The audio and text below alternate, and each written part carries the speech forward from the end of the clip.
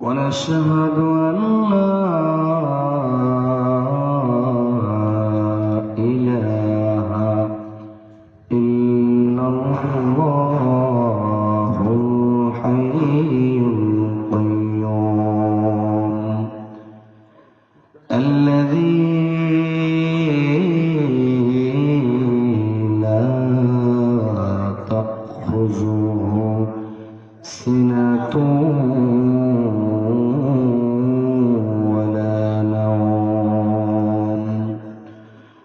ونعوذ بالله من الشيطان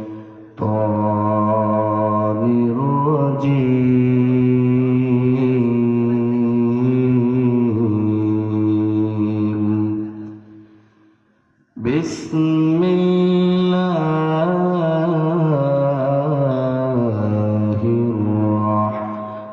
الرحمن الرحيم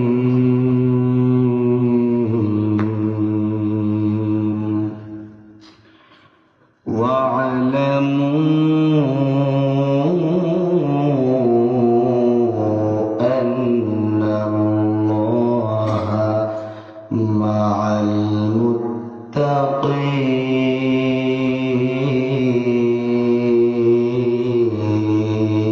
المتقين صدق الله العظيم وصدق رسوله النبي الكريم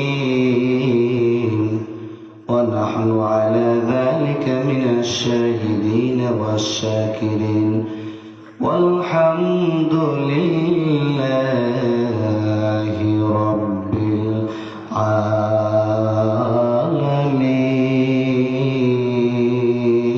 العالمين. وقال في شان حبيبه ومخبرا وآمرا إن الله وملائكته يصلون على النبي يا أيها الذين آمنوا صلوا عليه وسلموا تسليما صلى الله على محمد صلى الله عليه صلى الله على محمد صلى الله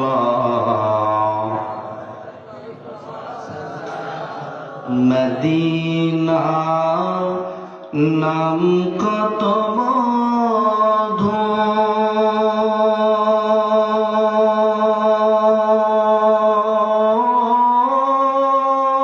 মধুর মদিনা আর যে কত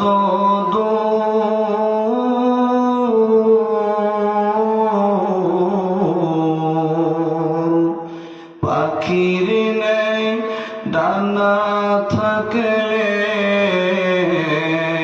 পাখির নেই ডানা থাকলে যেতাম মদিনায় মদিনা যাইতে পারলাম না মদিনা যাইতে পারলাম না মদিনা দেখতে পারলাম না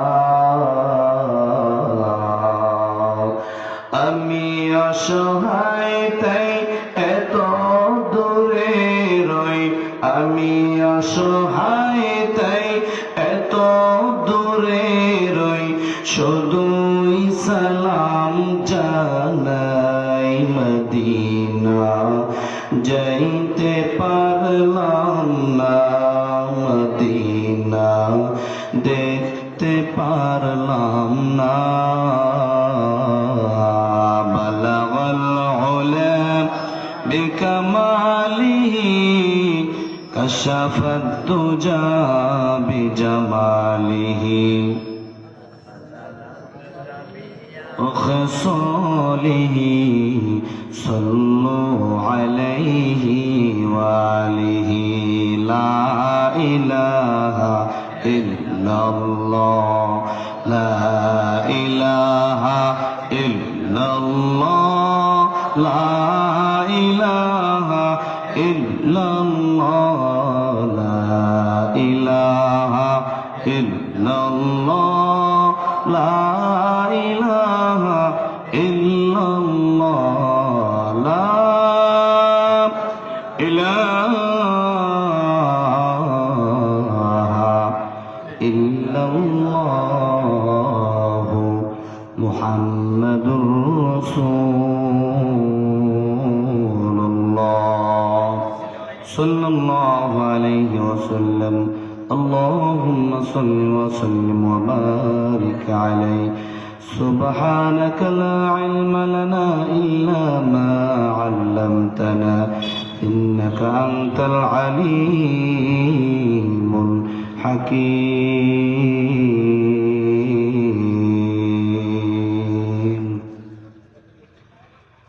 الحمد لله মধ্য মরিচ বুনিয়া মোল্লাবাড়ি বাইতুল আমান জামে মসজিদের উদ্যোগে একদিন ব্যাপী ওয়াজ মাহফিলের সম্মানিত শ্রদ্ধাভাজন সভাপতি জনাব মুস্তফা আকন সাহেব দামাত বরকাতুহুম আল্লাহ রাব্বুল আলামিন এই আল্লাহর বান্দাকে কোরআনের ময়দানে সভাপতি করেছেন। আল্লাহ রাব্বুল আলামিন দুনিয়া এবং আখিরাতে উচ্চ মাকাম যেন আল্লাহ দান করে, বলি আমিন। উনি মাহফিলে আসার পথে নাকি একটু অ্যাক্সিডেন্ট করেছেন শুনলাম, সে নাকি আমাদের মসজিদের সভাপতি, মাহফিল সভাপতি কই নাই? আচ্ছা, আল্লাহ রাব্বুল আলামিন তাকে মর্যাদাশালী করে, বলি আমিন। বিশেষ আলোচনা করেছেন, আমি শুনেছি তার আলোচনা অত্যন্ত চমৎকার, তথ্যবহুল, কোরআন সুন্নাহ রেফারেন্স অনুযায়ী কথা বলেছেন। আপনাদের সামনে জনাব হযরত মাওলানা জাকারিয়া আলম হিলালি সাহেব বাগেরহাট। আল্লাহ রাব্বুল আলামিন হুজুরে যে কথাগুলো বলেছেন আমাদের সকলকে আমল করার তৌফিক দান করুন, বলি আমিন। হাজারাত উলামা ইকরাম, মঞ্চে উপবিষ্ট অসংখ্য আলেম ওলামা, গুণী জ্ঞানী, সমাজের দর্পণ যারা ওনারা আসেন, আমার পিতৃ সমতুল্য মুরব্বী নিজামরা আমার সামনে আছেন, কলিজা টুকরা নওজোয়ান ভাইয়েরা, ছোট্ট ছোট্ট সোনামণিরা, মাইকের আওয়াজ যত দূর যাচ্ছে, বিশেষ করে পর্দা আলের মা ও ভগ্নীরা, আমরা সবার শুরুতে সেই মহান মনিব আল্লাহ রাব্বুল আলামিনের দরবারে শুকরিয়া জ্ঞাপন করছি। যে মহান মনিব আল্লাহ রাব্বুল আলামিন দয়া করে, মায়া করে, আদর করে, ভালোবেসে আপনাকে আমাকে দুনিয়ার সমস্ত ঝামেলা থেকে ফারেক করে, এই ফিতনাময় পরিবেশ থেকে যাচাই করে, বাছাই করে। আমি পথে দেখে আসলাম যে একটা মাধ্যমিক বিদ্যালয়, ওখানে অনুষ্ঠান হচ্ছে, ওখানেও কিছু মানুষ গেছেন। তো আল্লাহ তাআলা ওইখানে আমাদের নেন নাই, আল্লাহ তাআলা জান্নাতের বাগানে আমাদের এনেছেন। খুশি না বেজার? আল্লাহ নবী বলেছেন, কোন মানুষকে যখন আল্লাহ জান্নাতে নেয়, একটা সগীরা গুনাহ নিয়েও আল্লাহ কাউকে জান্নাতে নেন না। সুবহানাল্লাহ বলেন।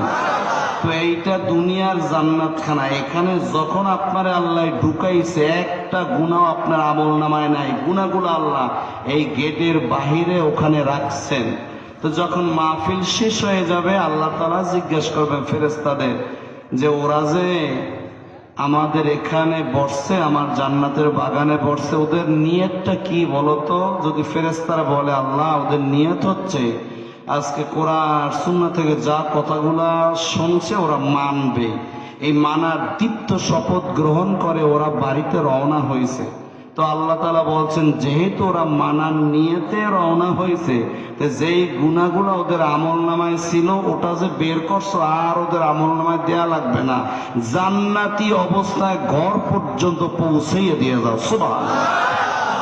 তো আল্লাহ রাব্বুল আলামিন এমন একটা কোরআনের মজলিসে আপনাকে আমাকে আমাদেরকে বসার সুযোগ দান করেছেন। এই জন্য সেই মহান মুনিবের দরবারে দিল খুলে, খুশি চিত্তে, হৃদয় নিগ্রহ মোহাব্বত দিয়ে একটু শুকরিয়া আদায় করি, বলি আলহামদুলিল্লাহ। হাজারো দুরুদ ও সালাম আকায়ে নামদার তাজদারি মদিনা, প্যারা নবী সরওয়ারে কায়নাত মুহাম্মাদুর রাসূলুল্লাহ সাল্লাল্লাহু আলাইহি ওয়াসাল্লামের উপর। মোহতারাম হাজিরিন, অনেক রাত হয়ে গেছে, আমি কোনো ভূমিকায় কথা বলবো না। তো আমি এই কোরআনটা দ্বারা কিছু কথা বলবো, একটা প্যাকেজ দেবো অল্প সময়ের মধ্যে, যাতে আমাদের কারো ধৈর্যের চ্যুতি না ঘটে। এই পৃথিবীর জমিনের শ্রেষ্ঠ ওয়াজের কিতাব হচ্ছে কোরআনুল হাকিম, ঠিক কিনা বলেন? এখন যদি আল্লাহর কাছে জিজ্ঞেস করি, আল্লাহ এইটা দিয়ে আমি কথা বলবো আর মানুষগুলো শুনবে, তো এটা কি হবে, উপকারটা কি হবে? আল্লাহ তাআলা বলছেন উপকার কি হবে, শোনো। বিসমিল্লাহির রহমানির রহিম।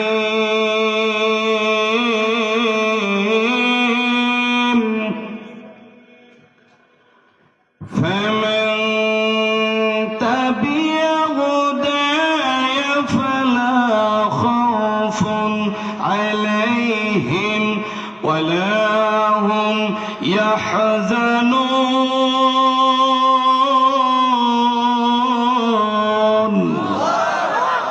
এই কথাটা কি বলছেন? আল্লাহ। আল্লাহ রাব্বুল আলামিন বলছেন, এই দুনিয়ার মানুষ শোনো, এই যে কোরআনটা দিলাম, হেদায়েতের কিতাবটা দিলাম, এই হেদায়েতের কিতাব থেকে যা কিছু বলা হবে তুমি ইত্তেবা করবা, মেনে নিবা।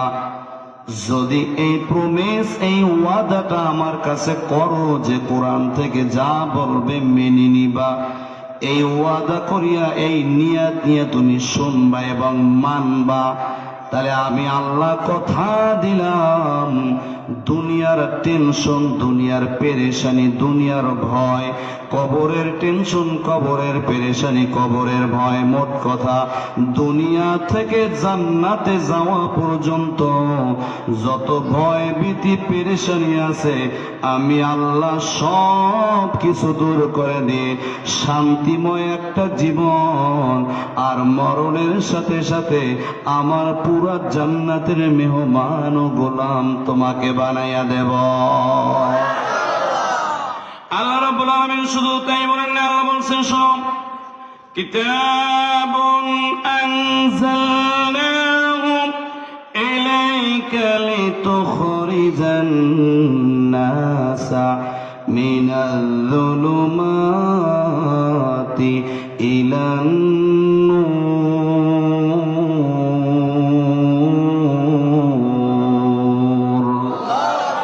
এ গোলাম, তুমি টেনশন করেছো,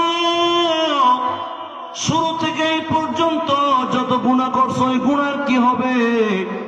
আল্লাহ বলে, গোলাম টেনশন নাই, কোনো টেনশন করবা না, আমি আল্লাহ রাব্বুল আলামিন ওই অন্ধকার জগতে তোমারে রাখবো না, পাপের জগতে রাখবো না, ওখান থেকে লিতুখরিজান নাস, তুমি মানুষ হিসাবে যদি আমার এই কোরআনটারে মেনে নাও, আমি ওখান থেকে টান দিয়া জান্নাতের রাস্তায় উঠাইব, আর ওই গুনাহগুলা মাফ করে দিয়া আমি আল্লাহ সচ্চা একটা জান্নাতি গোলাম তোমাকে বানাইয়া দেব। তাহলে আল্লাহ ওয়াদা দিচ্ছেন, কোরআনটা যদি এখন শুনি মানার জন্য, তাহলে এই মুহূর্তে প্যান্ডেলে বসে সব গুনাহ মাফ করে দিয়ে এখান থেকে জান্নাতি বানাইয়া ঘর পর্যন্ত যিনি পৌঁছে দেবে, তিনি কে? তবে নিয়াত থাকতে হবে, যা কিছু শুনবো, সামিনা কানে শুনলাম, আতানা মেনে নিলাম, এই চিন্তা চেতনা নিয়ে শুনলেই এই পুরস্কার আমাদের যিনি দিবেন তিনি কে?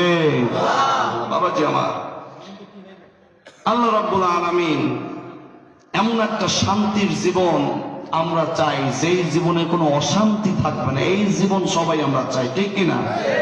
আর আমরা চাই মৃত্যুর সাথে সাথে, মৃত্যুর সাথে সাথে না, মরণের আগে যেন আল্লাহ রাব্বুল আলামিন আমাকে জান্নাত দেখাইয়ে দেখাইয়ে মরণ দেয়, এমন একটা মরণ আমরা চাই। তো আমি আজকে আলোচনাটা এভাবেই করব, কিছু পয়েন্ট আলোচনা করব, ওই পয়েন্টগুলো যদি আমল করতে পারি, তাহলে আল্লাহ কষ্ট মুক্ত, বিপদ মুক্ত, রহমতের একটা জীবন দান করবেন মৃত্যু পর্যন্ত। সুবহানাল্লাহ। আর মৃত্যুর সাথে সাথে আল্লাহ জান্নাত দেবেন। তার মানে আলোচনার বিষয় হচ্ছে দুনিয়া এবং পরকালের রহমত কোন আমলে পাওয়া যাবে, পুরা কোরআন থেকে বলবো। আল্লাহ রাব্বুল আলামিন যেন আমাদের আমল করার তৌফিক দান করে, বলি আমিন।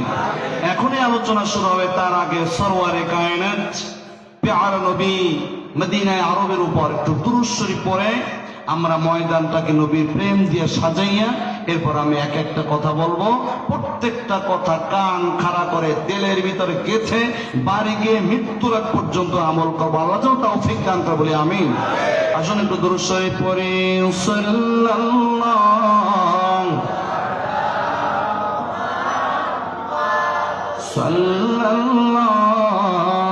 আলাইহি ওয়াসাল্লাম সাল্লাল্লাহু আলা মুহাম্মদ সাল্লাল্লাহু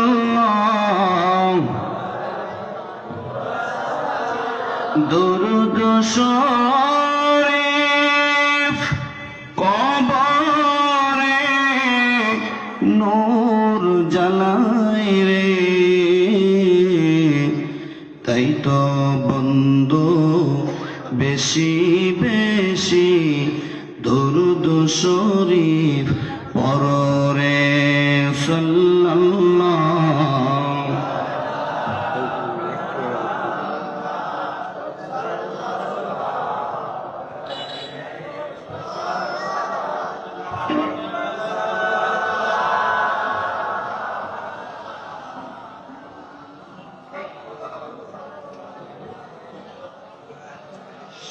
বাবাজি আমার, আসুন আমরা দুনিয়ার বারাকা কাকে বলে, অর্থাৎ একটা মানুষের জীবনের শুরু থেকে মৃত্যু পর্যন্ত আসমানের সেই মালিকের যদি রহমতের একটা চাদর আমাদের মাথার উপর বিছানো থাকে, প্রত্যেকটা কাজে যদি আল্লাহর রহমত থাকে, ওইটা হয় বারাকার জীবন, বরকতের জীবন।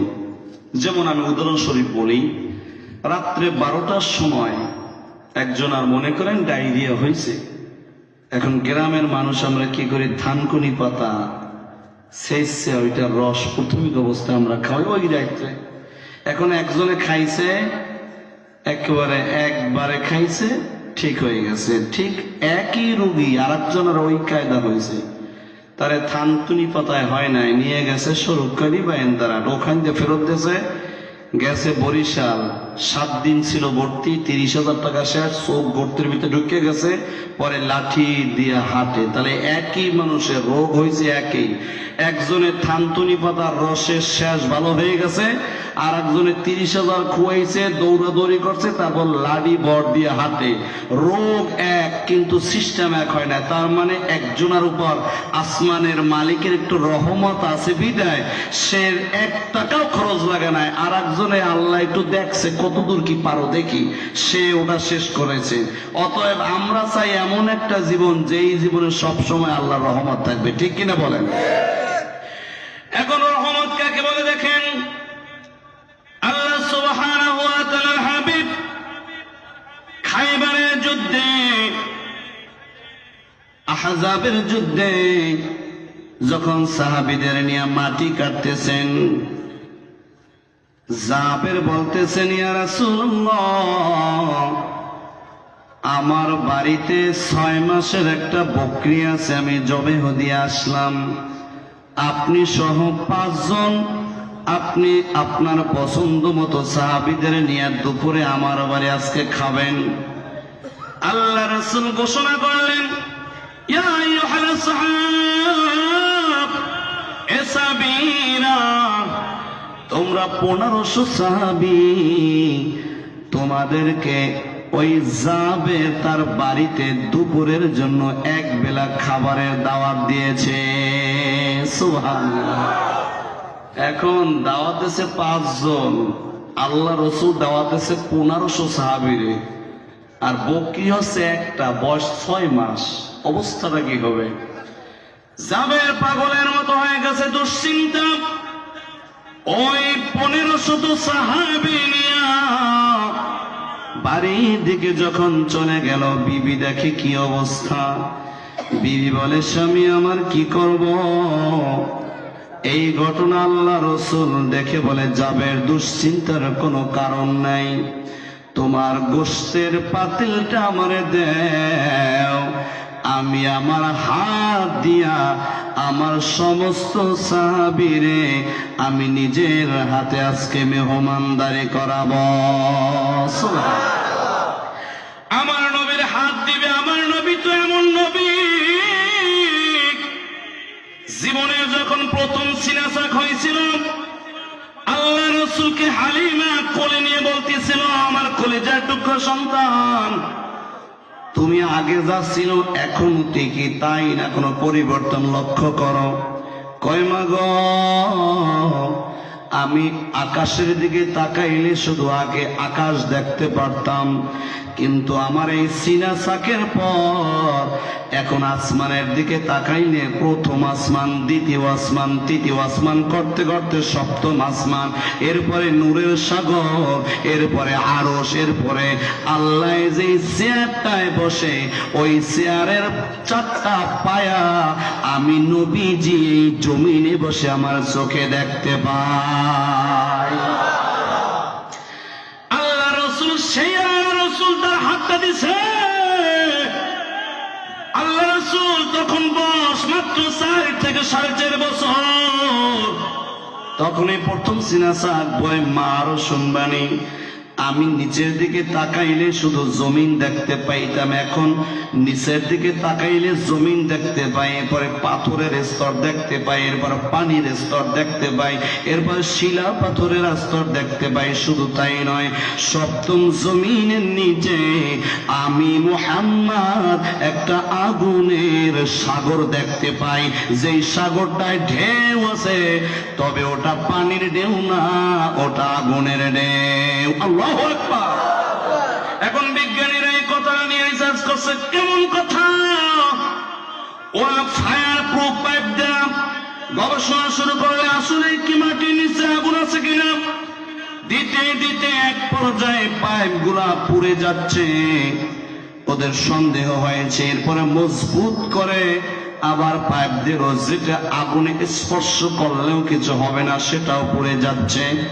তখন এই বিজ্ঞানীরা কোরআন রিসার্চ শুরু করে দিল। কোরআন পড়তে পড়তে একটা আয়াত পাইল, ইযা সামাউন ফাতারাত ওয়া ইযাল কাওয়াকিবুন তাসারাত ওয়া ইযাল বিহারু ফুজ্জিরাত। আল্লাহ বলছেন কিয়ামতের সময় ওই আগুনের সাগরটা তোমাদের সামনে প্রকাশ করা হবে। সুবহানাল্লাহ। ওরা ভাবছে সেই আগুনের সাগর নাকি। এবার হাদিস রিসার্চ করা শুরু করছে। এখন রিসার্চ করতে করতে একটা হাদিস পেয়েছে, আল্লাহ নবী বলেছেন, যারা জান্নাতি ওই রূহগুলাকে আল্লাহ সপ্তম আসমানের উপরে ইল্লিন নামক জায়গায় রাখে, আর যারা জাহান্নামী রূহ আল্লাহ তাআলা সপ্তম জমিনের নিচে সিজ্জিন নামক স্থানে রাখে। এবার আবার গবেষণা শুরু করলো, দেখে কোন আওয়াজ ওখান থেকে পাওয়া যায় কিনা। এখন শব্দের ওই মেশিন লাগাইয়া দেখতেছে ওই আগুনের সাগরের ভিতর দিয়া মানুষের মতো চিল্লানের চিৎকারের আওয়াজ শোনা যায়। তখন তারা চিৎকার মেরে বলতেছে, এ দুনিয়ার মানুষ, আমাদের আর কোনো সন্দেহ নাই, এটাই সেই জাহান্নামী রূহদের সাগর। আমরাও পরে নিচ্ছি লা ইলাহা ইল্লাল্লাহু মুহাম্মাদুর রাসূলুল্লাহ সাল্লাল্লাহু আলাইহি ওয়াসাল্লাম। এমন একজন পয়গম্বর বলছে, জাবের দাও। এরপরে গোশত দিচ্ছে, দিতে দিতে দিতে 1500 সাহাবীরে গোশত দিছে, রুটি দিছে। এরপরে পাতিলটা জাবেরকে ধরাইয়া বলে, জাবের তোমার বিবির কাছে দাও। বিবির কাছে দেওয়ার পর বিবি বলে, স্বামী আমার 1500 সাহাবী মতান্তরে 1700 সাহাবীদের এত গোশত আর রুটি কোথা থেকে দিল? আমি যেটুকু গোশত দিয়েছি, যে কয়টা রুটি দিয়েছি, সব তো আবার আমার হাতে ফেরত দিলেন। নারায়ে তাকবীর। এর নাম হচ্ছে বরকত। এই বরকত যিনি দিয়েছেন তিনি কে?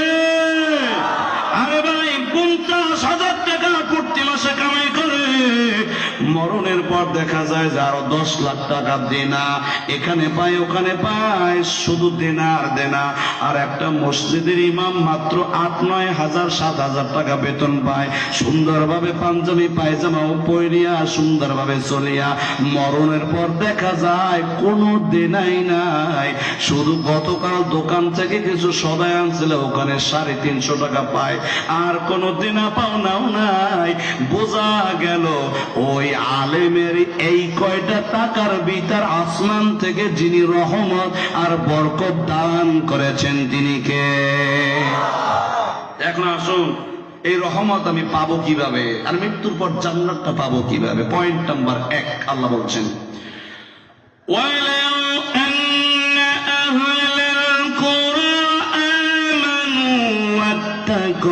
لفتحنا عليهم بركات من السماء والأرض। আল্লাহ রাব্বুল আলামিন বলেন, এই জনপদের লোক, 1 নম্বরে তোমরা ঈমানটাকে মজবুত করো। কে বলছেন? ঈমান মজবুত আমার হয়েছে কিনা বুঝবো কেমনে? নবী আমার কয়, ভালো কাজ করতে যদি তোমার মজা লাগে, নামাজ পড়তে যদি তুমি আরাম পাও, মাহফিলে গিয়া বসতে যদি মজা পাও, আল্লাহর রাস্তায় টাকা দিলে যদি দিলের ভিতরে শান্তি লাগে, আর যদি পাপ হইয়া যায় তাহলে বড় কষ্ট লাগে। আরে খুব কষ্ট লাগে, সহ্য করা যায় না। যদি এমন অবস্থা তোমার মনের ভিতরে তৈরি হয়, বুঝবা তোমার নামটাকে মুমিনের কাতারে যিনি লিপিবদ্ধ করে দিয়েছেন তিনি কে? উদাহরণ দেওয়ার জন্য আমি মাঝে মাঝে বলি, এই যে সাপুরিয়ারা বিন বাজায়, এই সাপুরিয়ার বিনের আওয়াজ যখন সাপে শোনে, সাপের কিন্তু কোনো কান নাই, সাপে শোনে জিহ্বা দ্বারা। এই সাপুরিয়ার বিনের আওয়াজ ওই জিহ্বা দ্বারা যেই সাপের শোনে, সাপটা যদি বিষওয়ালা সাপ হয়, শরীরটা অস্থির হয়ে যায়, ওই বিনওয়ালার কাছে যাওয়ার জন্য অস্থির হয়ে যায়। আর যে সাপের শরীরে বিষ নাই, অথবা হালকা কোন রকম একটা বিষ, ওর যদি কাছে আইসাও বিনের আওয়াজ দেওয়া হয়, ওর শরীরে কোনো জ্বালা উঠবে না, উঠবেই না। এই জন্য কোন বিনওয়ালা গারুনি আজ পর্যন্ত দোরা সাপ আর মাইটে সাপ বিন বাজাইয়ে ধরতে পারে নাই, কারণ অবশ্য শরীরে কোনো জ্বালাই ওঠে না। তুই বাজা দেই সারা দিন বাজা, আমার কিছু মনেই হয় না, কারণ শরীরে কি নাই? বিষ নাই। কিন্তু বিষওয়ালা সাপ যদি ওই আমার শরীর ও পাগল হইয়া যায়, দৌড়াইয়া ওই গারুনির কাছে যায়, ঠিক তদ্রুপ ভাবে মসজিদ থেকে যখন আজান শুরু হয়, মসজিদ থেকে যখন আজান শুরু হয়, যেই মুমিনটার দিলের ভিতরে ঈমান মজবুত, যেই মানুষটার ঈমান মজবুত, ওই আজান শোনার সাথে সাথে নামাজের জন্য মনটা বড় স্থির হয়ে যায়, ঠিক কিনা? আর কিছু কিছু মানুষ আছে একবার আর দুইবার না, আপনি যদি তার কানের কাছে যাইয়া 32 বার আজান দেন, ওর কিছু মনেই হবে না, কারণ ওই দোরা সাবার মাজ্জে সাপওয়ালা মুসলমান, ও ঠিক কিনা বলেন? ইমানেই নাই, ও শুনবে কি? কয় তুই আজান দে দি, 32 বার না 34 বার দে, মোর ও মনেই কিছু চায় না, নামাজ পড়তেই মন চায় না, ও মোর মনের ভিতরে আসেই না মনে, কারণ তোর ভিতরে ইমানই তো নাই, তো আসবে কেমনে? ইমান তোরে টাইনা মসজিদে নেবে, ঠিক কিনা বলেন? তো আল্লাহ রাব্বুল আলামিন বলেন,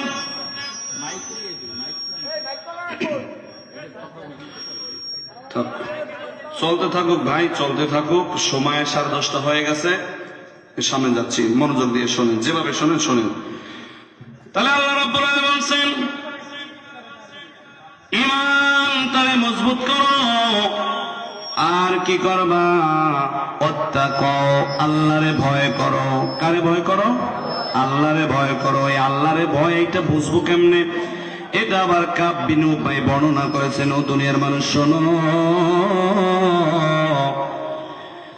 ওমর রাদিয়াল্লাহু তাআলা আনহু কাবরে বলছে, ও কাব, আল্লাহরে ভয় করব এটা বুঝবো কেমনে? কয় আল্লাহরে ভয় করব বুঝবা কেমনে? শোনো, ছোট একটা চিপা রাস্তা, ওই রাস্তার দুই পাশে কাটা যুক্ত গাছ, এখন ওই রাস্তা দিয়ে তুমি হাঁটবা কেমনে? দুরূদ শরীফ পড়েন সাল্লাল্লাহু। এখন থামাইতে হইবে ভাইরা, একটু জোকের সাথে একটু সামনে আসেন। ও মানুষ তো ভরপুর হয়ে গেছে, ফাঁকা ফাঁকা না বসে একটু দয়া করে, কষ্ট নেবেন না বাবাজি, একটু সবাই দুরূদ পড়েন আর একেবারে একটু সবাই সামনে, পিছনে ফাঁকা থাকুক। সাল্লাল্লাহু আলা মুহাম্মাদ সাল্লাল্লাহু। ওহে নবীর আশিকগণ, দরুদ পড়ো দিয়া মন, জীবন থাকিতে দরুদ ভুলো না কখন। সাল্লাল্লাহু।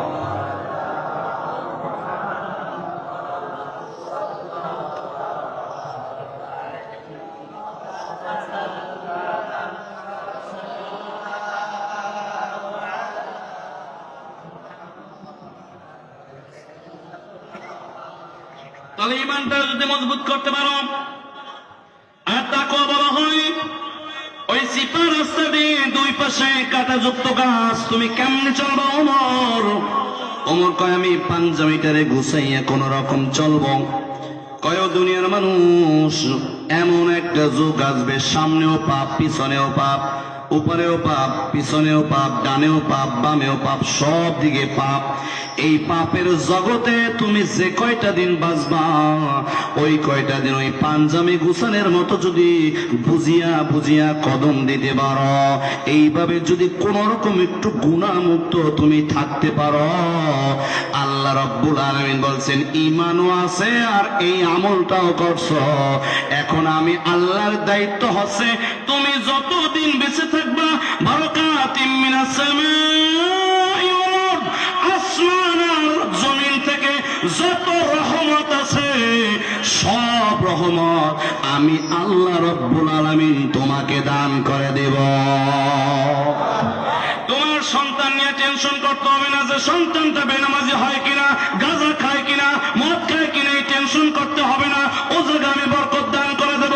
তোমার বিবি নিয়ে টেনশন করতে হবে না, বিবি পরকিয়া করে কিনা, পর্দা করতে চায় না, আমার কথা শোনে না, এই টেনশন করা লাগবে না। আবার নারীরে বলছে, তোমার স্বামী অপর মহিলার লগে কত কয় কিনা, আরেকটা লইয়া ভাগ্য যায় কিনা, নামাজ কালাম কিচ্ছু করে না, সিগারেট গাঁজা খায়, এই টেনশন করা লাগবে না। আবার ব্যবসা বাণিজ্যে শুধু লস আর লস, এই টেনশন তোমার করা লাগবে না। ঘরে ফসল ঠিক মতন হয় না, আল্লাহ বলছেন সামাই, ওই আসমান থেকে যত রহমত, জমিন থেকে যত রহমত, সব তোমাকে দান করবো। অর্থাৎ তোমার জীবনে এমন কোন অভাব রাখবো না, যেই অভাবটা তোমার, চাহিদাটা তোমার আছে, এমন একটা সুন্দর জীবন। এই ঈমানটারে মজবুত কইরা পাপ মুক্ত অবস্থায় কোন রকম যদি থাকতে পারো, আমি আল্লাহ সব তোমারে দান করে দেব। যদি আল্লাহ বলি, আল্লাহ ধরনটা কেমন, একটা একটা একটু আপনি বোঝান, কয় শোনো ধরনটা কেমন। ওয়ালামু আন্নাল্লাহা মা'আল মুত্তাকিন। আল্লাহু আকবার। কয় তুই যতদিন বাঁচবি, প্রত্যেকটা সেকেন্ড, প্রত্যেকটা মিনিট, প্রত্যেকটা ঘন্টা, প্রত্যেকটা বছর আর যুগ তোর কাছাকাছি আমি আল্লাহ রব্বুল আলামিন থাকবো, কোনো বিপদে আমি তোরে ফালাইব না। যদি বলি আল্লাহ রব্বুল আলামিন আর কি দেবেন, আল্লাহ বলছেন ইন্নাল্লাহা ইউহিব্বুল মুত্তাকিন। আল্লাহ কয় তুই যে নামাজ পড়ছ তাও তো আমার জন্য, তুই রোজা রাখো তাও আমার জন্য, এই যে মাহফিল তুই জোড়াইছো এটাও তো আমার জন্য, মসজিদ করবি এটাও আমার জন্য, এই পকেটে টাকা দেছো এটাও তো সব আমার জন্য। আমি আল্লাহ কই তুই একটু আমারে ভয় কইরা গুনাহ মুক্ত অবস্থায় চল, তাহলে পুরা আমি আল্লাহ নিজে বললাম তোর এইভাবে চলবি, এই ওয়াদা আমার কাছে দে, আমি নিজে তোরে অনেক ভালোবাসবো। যদি বলি আল্লাহ আর কি দিবা, শোন, ওয়ানজাইনাল্লাযীনা আমানু ওয়া কানু ইয়াত্তাকুন। আল্লাহ কয় একটু পিছনে তাকাইয়া দেখ, যারা আমারে ভয় কইরা গুনাহ মুক্ত চইলা গেছে, ওদেরও সমস্ত বিপদ আমি আল্লাহ তাআলা দূর করে দিয়েছিলাম। আর ইব্রাহিম নবী আগুনে ফেলাইছে, একটা পশু আমি পুরি নাই, ওই জান্নাতের ভিতরে জান্নাতের খাবার, আগুনের ভিতরে জান্নাতের বালাখানা বানাইয়া আমি ওরে হেফাজত করছি। কে বলছে? কয় ওই মুসা নবী তো আমারে ভয় কইরে গুনাহমুক্ত অবস্থায় চলছে, কোন অপারেশন না, নদীর রাস্তা বানাইয়া আমি ওদেরকে নিয়ে ফেরাউন সহ গোষ্ঠী উদা সবাই সুবাইয়া আমি শেষ করছি। কে বলছেন? আল্লাহ কয় এইভাবে যুগে যুগে যারা আমারে ভয় কইরা কোন রকম একটু চইলা যাইতে পারছে, ওদের সব বিপদগুলা আমি আল্লাহ তাআলা দূর করে দিয়েছি। সুবহানাল্লাহ। কয় শোন, এখন তুই একটা বাড়ি করবি, একটা ঘর করবি, অনেক তোর টেনশন, তোর মেয়েটার বিবাহ দিবি, ছেলেটার বিবাহ দিবি, এই অনেক টেনশন, এই কাজগুলা অনেক বড়, এখন এইগুলা কি করবি? আল্লাহ তাআলা বলছেন, শোন, আল্লাহ তাআলা বলছেন, ওয়া মান ইয়াত্তাকিল্লাহা ইয়াজআল লাহু মাখরাজা। তোর জীবনে যত বড় বড় কাজ আছে, তুই টেনশন, আমি তো একা ইনকাম করে এই টাকা দিয়ে কেমনে কি করবো আনে।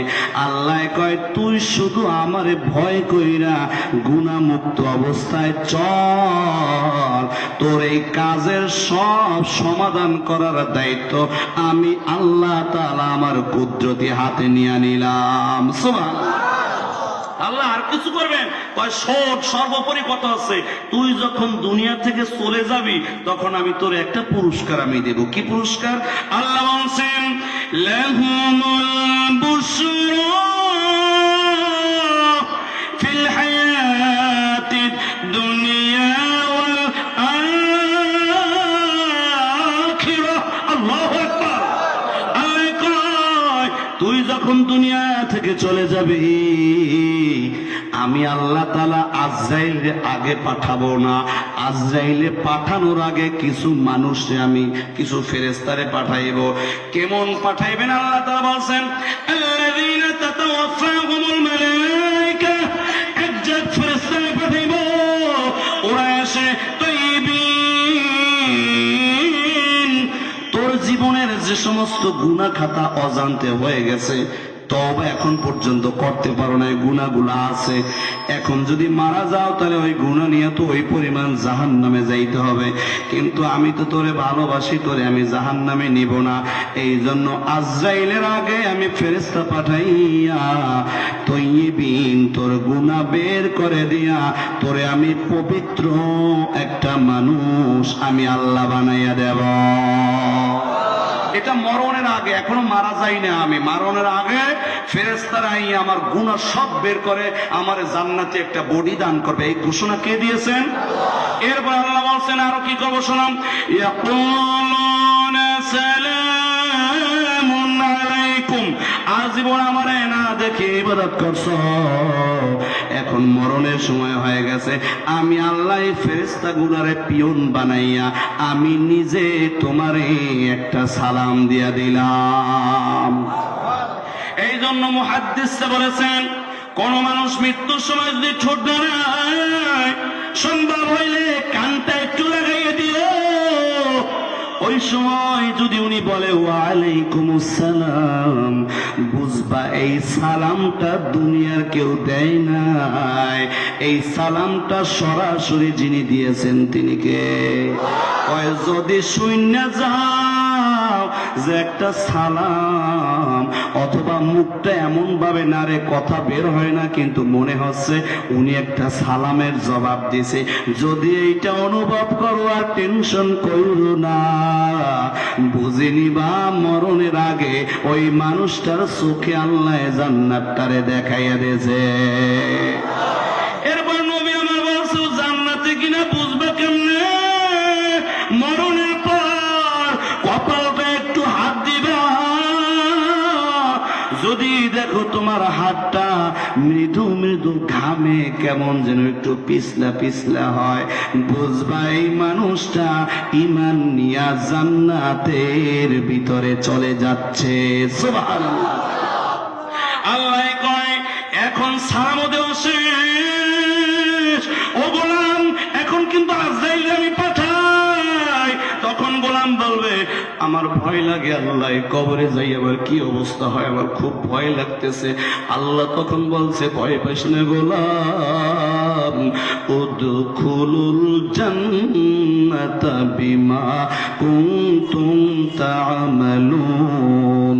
তোর কোনো জবাব দেওয়া লাগবে না, ফেরেশতার কোনো প্রশ্নের উত্তর দেওয়া লাগবে না, কোনো ভয় পাইস না। তোর জানটা যখন বের হবে ওই জানটা স্পেশাল ভাবে সমস্ত হিসাব নিকাশ ছাড়া তোরে কবরে রাখার আগে তোর রুহটারে আমি আল্লাহ জান্নাতে পৌঁছাইয়া দেব। আল্লাহ বলছেন শর্ত হইছে ঈমানটারে মজবুত করতে হবে, আর জীবনে যতদিন চলবো চিন্তা ভাবনা করে কদম দিয়া কোনো গুনাহের কাজে যাব না। এ ভাই আপনাদের এলাকায় বাইং মাছ আছে না? বাইং মাছ থাকে কোথায়? মাঠের ভিতর। মাটির ভিতর থাকে। তাই এটা যখন জাল দিয়ে ধরেন তখন কি পেরি কাদা লাগানো থাকে না পরিষ্কার থাকে? পরিষ্কার, কারণ ওর একটা পিছলা পদার্থ শরীরে আছে যার কারণে কাদা লাগলেও স্থায়ী ভাবে হয় না, শেষ হয়ে যায়, তাই না? তো মুমিন হবে এমন বাইং মাছের মতো, অর্থাৎ এই ফিতনাময় পৃথিবীর ভিতর থাকবে, কিন্তু যদি কাদা লাগেও যায় ও তওবা করিয়া বাইং মাছের মতো আজীবন পরিষ্কার থাকবে। আল্লাহ কয় ও যদি কাদার ভিতর থাকা কাদা না লাগাইয়া থাকতে পারে, লাগলে ওটা পরিষ্কার করতে পারে, এইটা যদি একটা পাতলা বাইং মাছে পারে, তুই তো মানুষ, তুইও চেষ্টা কর, তোরে গুনাহমুক্ত রাখার দায়িত্ব আমি আল্লাহ নিজে নিব। সুবহানাল্লাহ। আর যদি এইভাবে চলতে পারো তাহলে মরণের আগে জান্নাত দিব, সালাম দিব, আর কবরে রাখার আগে তোরে আমি জান্নাতে নিয়ে যাবো। সুবহানাল্লাহ। তাহলে এক নম্বর ঈমান আর তাকওয়া থাকলে দুনিয়ায় শান্তির জীবন দিবে, মরণের সময় জান্নাত দিবে কে? এটা এক নম্বর আমল। দুই নম্বর আমল, প্রত্যেকটা কাজে জীবনে যতদিন বেঁচে থাকবো প্রত্যেকটা কাজে বলবো বিসমিল্লাহির রহমানির রহিম। এখন সিগারেট যারা খায় ওটা কি বলবে? বাবাজি মনে কিছু কইরেন না, কালকে তাফসীর করলাম এক জায়গা, তো ওখানে একটা আয়াত আসছিল, আল্লাহ তাআলা বলছেন জাহান্নামীদের যে খাবার হবে, খাবার খাইবে কিন্তু কোনো পেট ভরবে না, পিপাসা মিটবে না, এটা হচ্ছে জাহান্নামীদের খাবার, আল্লাহ তাআলা বলছেন। তো পৃথিবীর জমিনে একটা খাবার কত, যেই খাবার খালি খাইবে কিন্তু পেট ভরবে না, ইয়া বিড়ি সিগারেট ছাড়া আর কিচ্ছু আছে? বিড়ি সিগারেট যদি সকালবেলা মনে করেন যে একটা গেলাসে নিয়ে কয়টা বিড়ি নিয়ে কষলাইয়া পানিটা গিললে খায়, কিছুটা পেট ভরে। কিন্তু এমনি যারা খায়, বাবা ওই যে রবি ঠাকুর এসো হে বৈশাখ নিয়ে একটা গান উনি রচনা করছে, ওখানে একটা প্যারা আছে যে অগ্নি স্নানে শশী হোক ধরা, এসো হে বৈশাখ এসো এসো। এখন ওই অগ্নি স্নানে মানে কি? অগ্নি দিয়ে তুমি গোসল করাও। ধরা মানে ধরনী পৃথিবী, আর সূচি মানে পবিত্র, তার মানে আগুন দিয়া তোমরা মশাল দিয়া পয়লা বৈশাখ মিছিল কইরা একটা এই পৃথিবীটার পবিত্র বানাইয়ে দাও। এটা ওদের আকীদা, এটা হিন্দুদের আকীদা থাকতেই পারে, তাদের ধর্মীয় বিষয়, তাদের ব্যাপার। এই জন্যই তো তোরা মৃত্যুর পরে মুখে পবিত্র আগুন দেয়, আগুন দিয়ে এখানে স্বর্গে পাঠাইয়ে দেয়। কিন্তু আপনি মুসলমান, ও বাবা ও কলিজার টুকরা ভাই, আপনি মুসলমান, আপনি প্রতিনিয়ত 10-12টা সিগারেট এই আগুনটার মুখে নিয়ে টানেন, তাহলে আপনার আগুন যদি আপনি পবিত্র মনে করেন বা আগুন যদি আপনি পছন্দ করিয়া মুখে নেন, পরকালটা কি হবে? আল্লাহ তাআলা আমাদের হেফাজত করে, বলি আমি। তো আল্লাহ বলছেন ইন্নাহু মিন সুলাইমান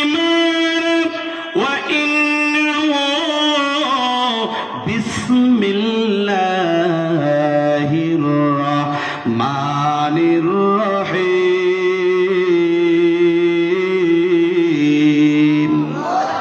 আল্লাহ কয় আমার একজন পয়গম্বর ছিল সুলাইমান। ওই সুলাইমান রানী বিলকিসের কাছে একটা চিঠি লিখবে। চিঠি লেখার আগে লেখছে বিসমিল্লাহির রহমানির রহিম। এরপরে হুদহুদ নামক একটা পাখি ছিল, ওই পাখিটা সুলাইমানের মন্ত্রী ছিল। কয় হুদহুদ এদিকে আয়, এই চিঠিটা রানী বিলকিসের কাছে নিয়ে যাবে। রানী বিলকিস কি বলে এই কথাটা আবার আমাদের কাছে বলবে। এরপরে ওই চিঠিটা নিয়ে রানী বিলকিসের রাজপ্রাসাদে ঢোকার সময় 4000 বন্দুকধারী সৈনিক, একটা পাখি ঢুকতেছে, এটা তো নিরাপত্তার সমস্যা, এই জন্য তারা গুলি করতেছে, তীর নিক্ষেপ করতেছে, একটাও হুদহুদ গায়ে লাগে নাই। এরপরে চিঠিটা দিলেন, চিঠিটা দিয়ে এরপরে চলে আসলেন। সুলাইমান নবী কয় হুদহুদ, ও দরবারে 4000 সৈন্য শুধু রাজপ্রাসাদ পাহারা দেয়, তুমি কেমনে ঢুকলা দরজা দিয়ে, কোনো বিপদ হয় নাকি? কয় সুলাইমান পয়গম্বর, আপনি চিঠিটা যখন লিখছেন ওই চিঠিটায় আপনি লিখছিলেন বিসমিল্লাহির রহমানির রহিম। এটা আমি দেখছি, ওই থেকে আমি মুখে নেওয়ার সময় বিসমিল্লাহর আমল করলাম, ঢোকার সময় বিসমিল্লাহর আমল করলাম, চিঠিটা দেওয়ার সময় বিসমিল্লাহর আমল করলাম। এই বিসমিল্লাহর আমল করার কারণে পৃথিবীর কোন জিন আর মানুষ আমাকে জাল্লা পরিমাণ ক্ষতি করতে পারে না। আল্লাহ কয় সুলাইমান, তুমি তোমার উম্মতকে একটু জানিয়ে দাও, কিয়ামত পর্যন্ত এই পৃথিবীর জমিনে আমার যত গোলাম আসবে, জায়েজ কাজে যদি বিসমিল্লাহ বলে, কাজটা শেষ হওয়ার পরে যদি আলহামদুলিল্লাহ বলে, তাহলে ওই কাজ করার সমস্ত দায়িত্ব আমি আল্লাহ তাআলা আমার কুদরতি হাতে ওরে কইরা দিব। সুবহানাল্লাহ। এখন বলবেন এর প্রমাণ কি? আসুন তাফসীর খুলে দেখেন। ইব্রাহিম নবীর যখন আগুনে ফেলাইছে, তখন নমরুদের 9 বছরের একটা মেয়ে ছিল। এখন নমরুদ দেখতেছে ইব্রাহিম নবী আগুনে পড়তেছে না, আগুনের ভিতরে বসে জান্নাতি খাবার খাইতেছে। এরপর নমরুদরে বলে, ও বাবা একটু তাকাইয়া দেখ, যে আগুনের উপর দিয়া পাখি যখন যায় পুড়িয়া নিচে পড়ে যায়, 2-1 মাইলের গাছপালা সব পুরে ছারখার হয়ে গেছে দাবানলের মতো। ও বাবা, কিন্তু ইব্রাহিম ওই আগুনের ভিতরে বসে খাবার খায় কিভাবে? ও বাবা, এটা তো বুঝি না। এরপর ওই মেয়েটা চাচা বলে ডাক দিয়েছে, ও ইব্রাহিম চাচা, আপনি একটু বলেন তো, আগুনের ভিতরে বসে এখনো আপনি এভাবে কেমনে আছেন? কয় আমি নাই, আমি নিজের যোগ্যতা এখানে এভাবে নাই, আমারে এভাবে শান্তিতে যিনি রাখছেন তিনি কে? তবে মাগো একটা গোপন কথা বইলে দে, ওরা যখন আমার শিকল দিয়া আগুনের এই কূপের ভিতরে ফালাইলো, আল্লাহ কয় ইব্রাহিম আর দেরি করিস না, তোমার জবান থেকে তুমি তেলাওয়াত করে নাও বিসমিল্লাহির রহমানির রহিম। এই বিসমিল্লাহির রহমানির রহিম বলার ওসিলায় আল্লাহ রাব্বুল আলামিন আমাকে হেফাজত করে রেখেছেন। সুবহানাল্লাহ। সামনে একবার বলছিলাম আপনাদের, আমি মাঝে মাঝে বিরক্ত করতে চাচ্ছিলাম না, এই জন্য বলছিলাম যেহেতু আজকে আবহাওয়াটাও সুন্দর, মানে তেমন ঠান্ডাও না, তো আপনারা একটু যদি আগাই বসেন, অনেকের কষ্ট হচ্ছে হয়তো, এরপরে ওখানে হয়তো এরপরে যারা আসবে ওখানে দাঁড়াই থাকা লাগবে, তো এই জন্য পিছনে একটু জায়গা রাখা সবাই একটু গায়ে গায়ে মিলে বসি আমরা, একটু দয়া করে আপনাদের কাছে আমি রিকোয়েস্ট করতেছি, সবাই একটু সামনে আগাই বসেন, যাতে একজন ভাইকে আপনি একটা জায়গা করে দিবেন। নবী আমার বলেছেন কোরআনের ময়দানে কোরআনের মজলিসে কোনো ভাইকে যদি একটু জায়গা করে দেয়, আল্লাহ তাআলা তাকে জান্নাতের ভিতরে জায়গা করে দিবে। অতএব আমরা কোরআনের ময়দানে কিছুক্ষণ পরে শেষ হয়ে যাবে, সুতরাং আপনারা একটু দয়া করে আপনারা একটু সবাই, ওই যে কিছু মানুষ আসতেছেন, আপনারা আসেন, আর পিছনে খালি জায়গা থাকবে, ভাইয়েরা পিছনে বসবে। লক্ষ্য করুন বাবাজি আমার, এখন ওই নমরুদের 9 বছরের মেয়েটা বলতেছেন, ও বাবা, আমিও ওই ইব্রাহিমের কালিমা পড়ব, তুমিও পড়ে নাও, কারণ যে ইব্রাহিমের মালিক ইব্রাহিম রে আগুনে পোড়ায় না, ওই ধর্ম কখনো মিথ্যা ধর্ম হতে পারে না। তখন বলছেন, না আমি তো পড়বই না, বরং তুমি যদি কালেমা পড়ো তাহলে তোমাকে ইব্রাহিমের সাথে আগুনের ভিতর আমি জ্বালাই দেবো। নাউজুবিল্লাহ বলেন। 9 বছর আমি বলছে, বাবা আপনি জ্বালানোর যাই করেন, আমি এখন কালেমা সবার সামনে পড়তেছি, লা ইলাহা ইল্লাল্লাহু ইব্রাহিমু খলিলুল্লাহ। এবার বলতেছে, চাচা আমিও তো কালেমা পড়ে নিলাম। কয় তুমি বিসমিল্লাহর আমলটাও করো। এবারে বিসমিল্লাহর আমল করলেন, ওরেও আগুনের ভিতরে ফালাইয়া দিলেন, 40 দিন জ্বালাইলেন। ইব্রাহিম এবং ওই মেয়েটার 2 জনার কারো একটা শরীরের পশম পর্যন্ত পড়ে না। পরে ওই মেয়েটারে ইব্রাহিম নবী একজনের সাথে বিবাহ দিলেন। ওই মেয়ের গর্ভে 1 নয় 2 নয়, বনি ইসরাইলের 20 জন নবী আল্লাহ তাআলা ওই মেয়েটার গর্ভে দান করেছেন।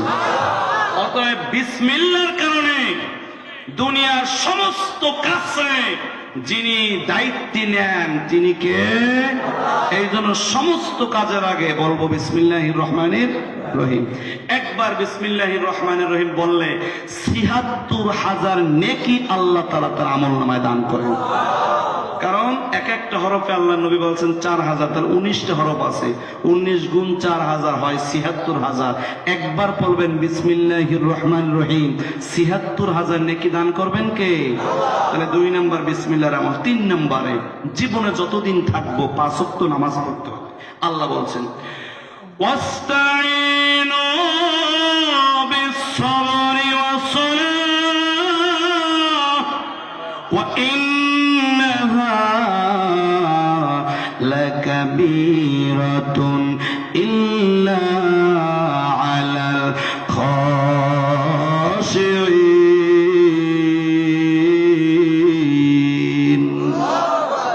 আল্লাহ রাব্বুল আলামিন বলেন, গোলাম তুমি আমার কাছে বলো 2টা কাজ করবা, 2টা কাজ করি আমার কাছে চাইবা। 1 নম্বরে ওয়াস্তাইনু বিস-সাবরি, 1 নম্বরে তুমি ধৈর্য ধারণ করবা। কেমন ধৈর্য ধারণ করবা?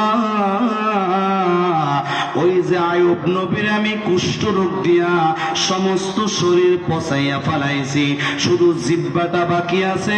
ওই যে রহিমা নিজে চাবাইয়া লিকুইড করিয়া এরপরে ওই জিহ্বাটা দিয়া আর একটা জিহ্বায় ডেলিভারি করত। এরপরে একদিন রহিমার ওই জিহ্বা যখন আয়ুবের জিহ্বায় দিছে, ওখান থেকে একটা পোকা বের হয়, রহিমার জিহ্বায় এসে একটা কামড় দিছে। তাফসিরে আছে একটা পোকায় কামড় দেওয়ার কারণে দাঁড়ানো মানুষটা বসে শুয়ে বেহুশ হয়ে জমিনে পড়ে গেছে।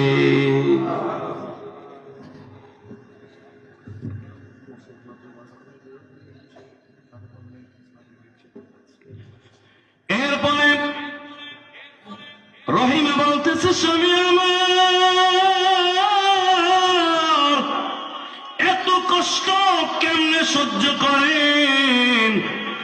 কয় না না না, কষ্ট না, 70 বছর পর্যন্ত আমারে আল্লাহ তেমন কোনো বিপদে ফেলায় নাই। এই হঠাৎ করে আমারে রোগ দিছে, গোশত পচে গেছে, আল্লাহর কাছে বলতে আমার লজ্জা হয়। কারণ আল্লাহ বলছে সবরান জামিল, সর্বোচ্চ ধৈর্য ধারণ করো। আমি আল্লাহর কাছে বলবো না, আমার মাওলা যেদিন সুস্থ করে দিবে ওই দিন আমি মাওলার সুস্থতার নিয়ামতে নিয়ামত প্রাপ্ত হব। সুবহানাল্লাহ। আরে ভাই, আর আমরা একটু অসুস্থ হইলে যদি একজনে জিগায় দাদা কেমন আছে, কয় কেমন আছি দেও না, জোর দিয়ে উঠতে পারলাম না, আবার এই শুরু হয়েছে জ্বর। ওই বাড়ির আক্কাই যে নামাজ নাই রোজা নাই, ওর কোন রোগ শোকেই নাই, আল্লাহ পাইছে আমারে রোগের পর রোগ, একবারে শেষ হয়ে গেলাম এই বছরটায়। কয় কিনা বলেন? আল্লাহ কয় না না, আয়ুবের দিকে তাকাও, ধৈর্য ধারণ করছে। এরপরে যখন 17 বছর হয়েছে, 18 বছরে পড়ছে, তখন মাওলার কাছে বলছে আমি আল্লাহ তাআলা সব বিপদ দূর করে দিয়া আবার স্বাভাবিক জীবন দান করে দিলাম। তাহলে ধৈর্য ধারণ করতে হবে সর্বক্ষেত্রে, বলেছেন কে? এরপরে বলছেন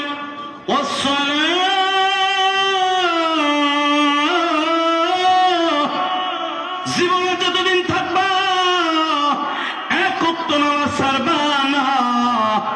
এ গোলাম, যদি আল্লাহর কাছে বলে আল্লাহ এই নামাজ পড়াটা কঠিন না সোজা, কয় এই নামাজ পড়াটা কি শোন, ওয়া ইন্নাহা লাকাবীরা,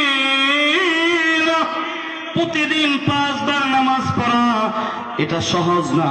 ফজরের সময় শীতের ঠান্ডায় উঠে ওযু করা এটা এত সহজ না। তবে শোন, ইল্লা আলাল খাশিঈন, যারা আমারে ভয় করে, আমারে মোহাব্বত করে, আমারে আদর করে, যারা আমার জান্নাতে যাইতে চায়, তাদের জন্য নামাজ পড়াটা বড় সহজ।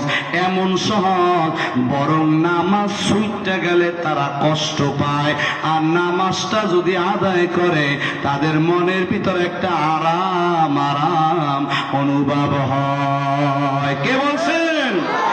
এই জন্যই তো মালিক বলছে গোলাম, তাফসীরে কাবীরের ভিতরে বলছে, গভীর মনোযোগ, আল্লাহ তাআলা বলছে এ গোলাম তুই যখন নামাজে দাঁড়াও, নামাজে দাঁড়াইয়া যখন বলো আলহামদু, আলহামদু লিখতে 5টা অক্ষর লাগে। আল্লাহ তাআলা কয় এ ফেরেশতা আমার গোলাম নামাজে দাঁড়াইয়া আলহামদু তিলাওয়াত কইরা ফেলাইছে, 5টা হরফ তিলাওয়াত কইরা ফেলাইছে, দয়া করে তার আমল নামায় পুরো 5 ওয়াক্ত নামাজ পড়ার সওয়াব তুমি লিখিয়া দাও।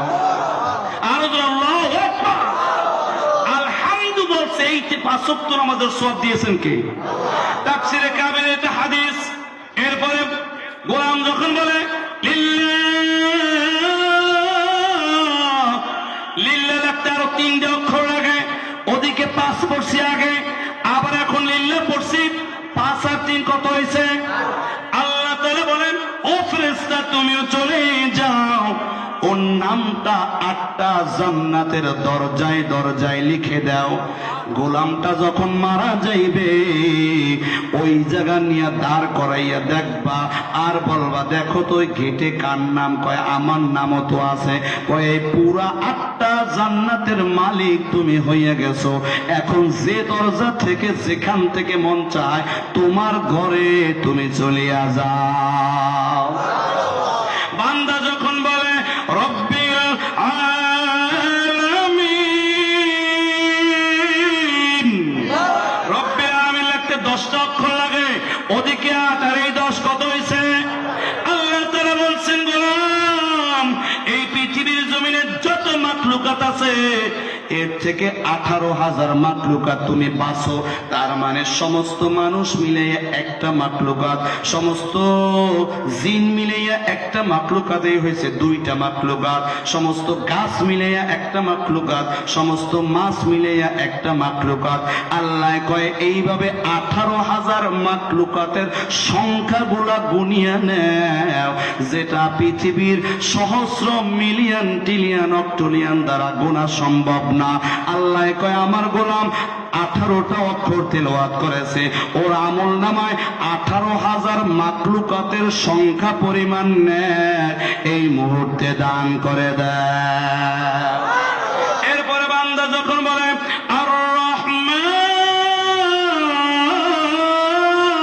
আল্লাহু আকবার, আর রহমান লিখতে 6টা অক্ষর লাগে, ওদিকে 18, এই 6 কত হইছে? আল্লাহ তাআলা বলছেন গোলাম তাড়াতাড়ি একজন ফেরেশতা চলে যাও, একটা কলম নাও, একটা কুদরতি কাগজ নাও, লেখা শুরু করে দাও, লেখা শুরু করে দাও। এই হাদিসটা যখন নবীর কাছে আল্লাহ বলছে, এটা হাদিসে খুঁজছি, তখন বলছে পুরা দিন আর রাত মিলাইয়া নেক লেখা শুরু করে দাও। আধুনিক মুফাসসিররা ব্যাখ্যা করেছে যে আল্লাহ বুঝাতে চাইছেন 24 ঘন্টা আমল লেখা শুরু করে দাও। তার মানে দিন রাত মিলাইয়া কয় ঘন্টা হয়? 24টা অক্ষর তেলাওয়াত করছে, 24টা। তো আল্লাহ এইটা বুঝাচ্ছেন, কিন্তু তখন তো আর গড়ি আবিষ্কার হয় না, শব্দটা আছে দিন আর রাত মিলাইয়া, আমি ধরে নিলাম 24 ঘন্টা। তো আল্লাহ বুঝাইলেন 24টা অক্ষর তেলাওয়াত করছে, 24 ঘন্টা ফেরেশতা নেকি লেখো। যখন 24 ঘন্টা শেষ হবে নেকি লেখা বন্ধ করে দাও। তাহলে এখন আলহামদু সূরা 24 অক্ষর গেলাম, আবার দ্বিতীয় রাকাতেও তো যাব, তৃতীয় রাকাতেও তো যাব, আবার নতুন নিয়ত কইরা আবারও তো পড়ব। মোট কথা হচ্ছে একটা নামাজি মানুষের মৃত্যু পর্যন্ত হাজার হাজার ফেরেশতা শুধু নেকি লিখতেই থাকে, 1 সেকেন্ডের জন্য নামাজিওয়ালার নেকি লেখা বন্ধ হয় না। নামাজি আপনি ঘুমাইবেন, ফেরেশতারা কি লিখতে আছে, আপনি ভাত খাইবেন লিখতে আছে, আপনি টয়লেটে যাবেন লিখতে আছে। নামাজ যারা পড়ে 24 ঘন্টা হাজার হাজার ফেরেশতা নেকি লিখতেই আছে। এই সংবাদ কে দিয়েছেন? এরপর আল্লাহ বলছেন যখন আমার গোলাম বলে রহিম, আরো 6টা অক্ষর, 24 আর 6 কত হয়েছে? 30 হয়েছে। আল্লাহ তাআলা বলেন রমজান মাসের রোজা 29 বা 30টা, 29টা হইলেও 30টার সওয়াব আল্লাহ দেয়, আর 30টা হইলেও 1 মাসের সওয়াব দেয়। কয় গোলাম যখন নামাজে দাঁড়াইয়া 30টা অক্ষর তেলাওয়াত করে, পুরা রমজানে 30টা রোজা রাখলে যেই সওয়াব, এই 30টা হরকত তেলাওয়াত করার সাথে সাথে পুরা 1 বছরের 1 মাসের রোজার সওয়াব আল্লাহ তাআলা দান করে দিবে। নারে তাকবীর! অতএব 5 ওয়াক্ত নামাজ যারা পড়ে 24 ঘন্টা শুধু নেকি আর নেকি যিনি দান করে তিনি কে? এ আমার বান্দারা, আল্লাহ তাআলা বলতেছেন হে আমার বান্দা, এই নেক থুইয়া কই যাও তুই? ফাইনা মাতা যাবো নেই আল্লাহর ছেড়ে যাও কই? আমি তো তোরে নেক দিয়ে জান্নাতে নিতে চাই, কোথায় যাও? আমার প্রিয় বন্ধুরা, আজকে যারা আছি যুব সমাজ সহ, আজকে থেকে ওয়াদা করতে পারবো জীবনের যতদিন আল্লাহ আয়ু দেয়, আমার শ্বাস আছে, আমার বুঝ ব্যবস্থা আছে, যত বিপদ আসুক, যত ব্যস্ততা আসুক, খোদার কসম আর ইচ্ছা করে নামাজ ছাড়বো না জীবনে। রাজি আছেন সবাই? সবাই রাজি আছেন? হ্যাঁ, যাই ওয়াদা গ্রন্থ।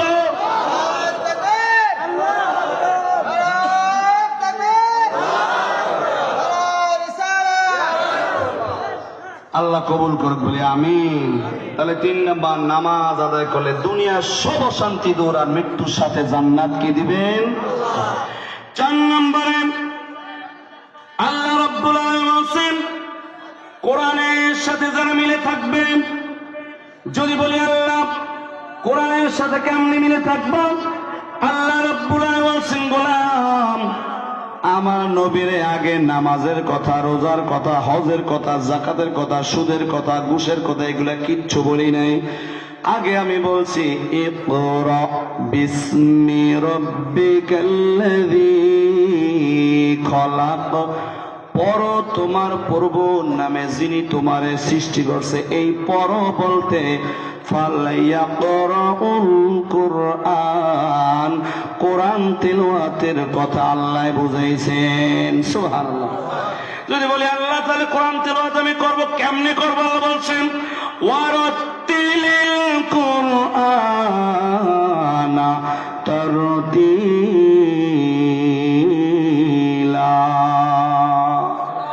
আল্লাহটা কোরআনটা সহি ভাবে পড়ো। না বলতেছে আল্লাহ আমরা বুড়া মানুষ, ওই আমরা ছোটকালে এত মসজিদ ছিল না। আসলে কি ছিল বাবাজি?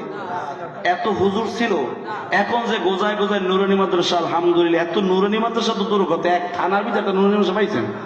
কিন্তু এই জন্য অনেক মুরব্বী বাবাজিরা এখন শুদ্ধ করে কোরআন শরীফ পড়তে পারে না, আর এখন মাথায় ধরতেছে না, আছে না? এখন তাদের কি অবস্থা হইবে? আল্লাহ তাআলা বলছে, শোনো গোলাম, আমি জানি তোমরা তো সবাই পড়তে পারবা, আমি জানি সবাই পারবা না, এই জন্য তোমাদের জন্য একটা আলাদা আমি ব্যবস্থা রাখছি। কি ব্যবস্থা? আল্লাহ রাব্বুল আলামিন বলেন, ফাকরাউ মা তায়াসসারা মিনাল কুরআন।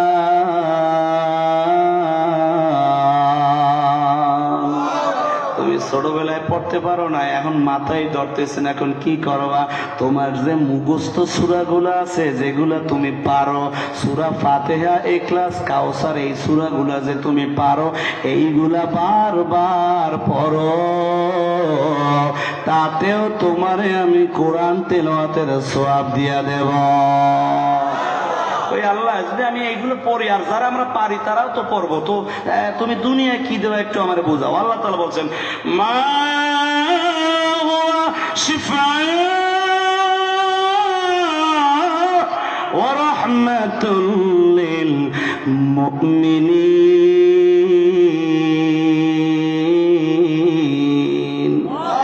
আমি তোরে শেফা দেবো, তোর রোগ শোক থেকে আমি তোরে ভালো রাখবো, আর তোর যত রহমত লাগে, দয়া লাগে, মায়া লাগে, যেখানে যা লাগে ওটা আমি আল্লাহ ব্যবস্থা করব, তুই মুমিন হয়ে কোরআনটারে পড়। এই ওয়াদা কে দিয়েছেন?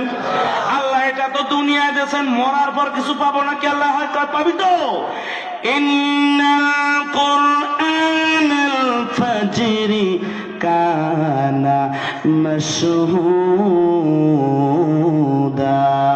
ফজরের সময় যে গুনগুনাইয়া কোরআন পড়ো, এটা মুখস্থ পড়ো আর দেইখা পড়ো, যেভাবেই পড়ো, তুমি যে পড়ো, আমি কথা দিলাম এই কোরআনটারে কিয়ামতের ময়দানে আমি একটা জবান দেব, ওই জবান দিয়া ও বলবে, আল্লাহ এই যে আব্দুল করিমের তুমি জান্নাতে নিতে পারবা না।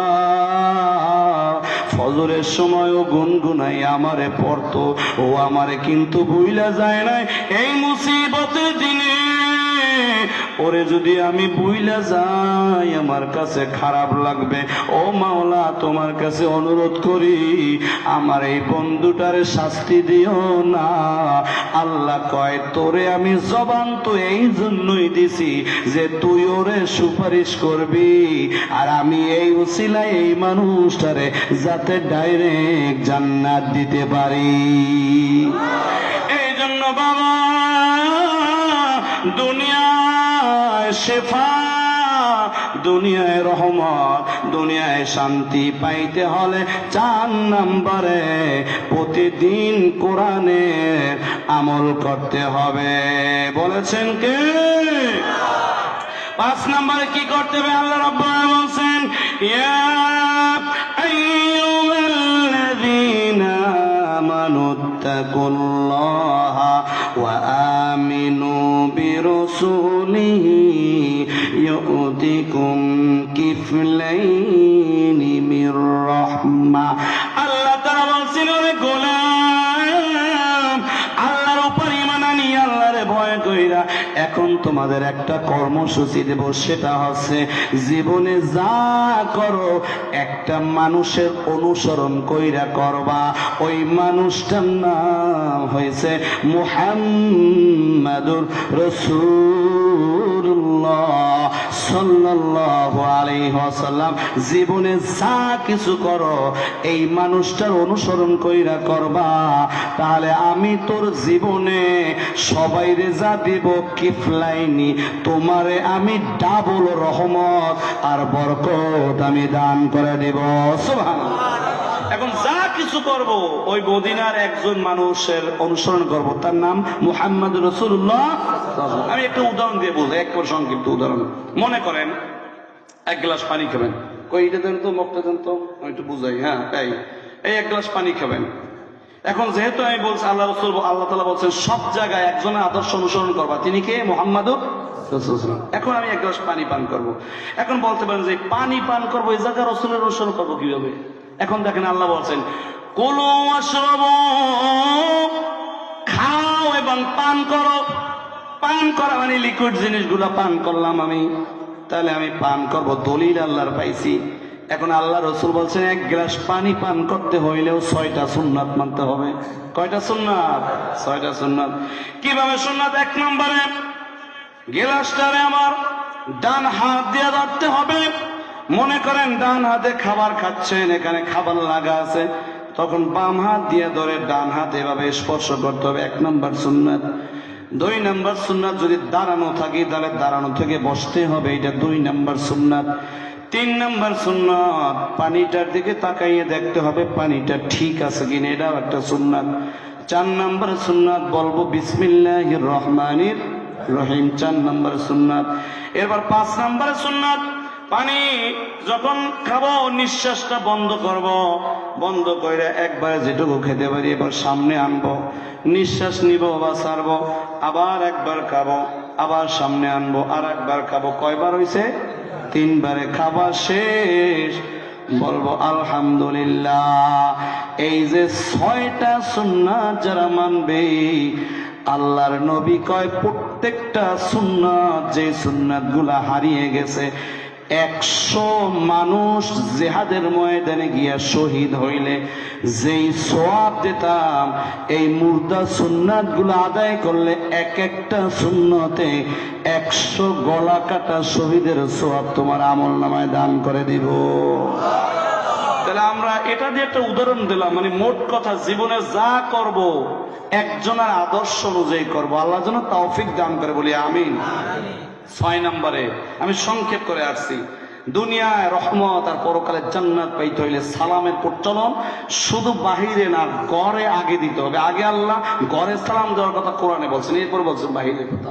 আল্লাহ বলছেন فَإِذَا دَخَلْتُمْ بُيُوتًا فَسَلِّمُوا عَلَى أَنفُسِكُمْ تَحِيَّةً مِّنْ عِندِ اللَّهِ مُبَارَكَةٍ طَيِّبَةٍ। আল্লাহ বলছেন যখন ঘরে প্রবেশ করো আগে গিয়ে তুমি একটা সালাম দিবা, এই নির্দেশ করেছেন কে? অথবা তুমি দরজা খুলে ঘরে যে আছে উনি একটা সালাম দিবে, অথবা তুমি অফিসে গেছো সালাম দিবা, বা অফিসের লোক তোমারে সালাম দিবে, রাস্তাঘাটে হাঁটতেছো তুমি সালাম দিবা, নয়তো তোমারে সালাম দিবে।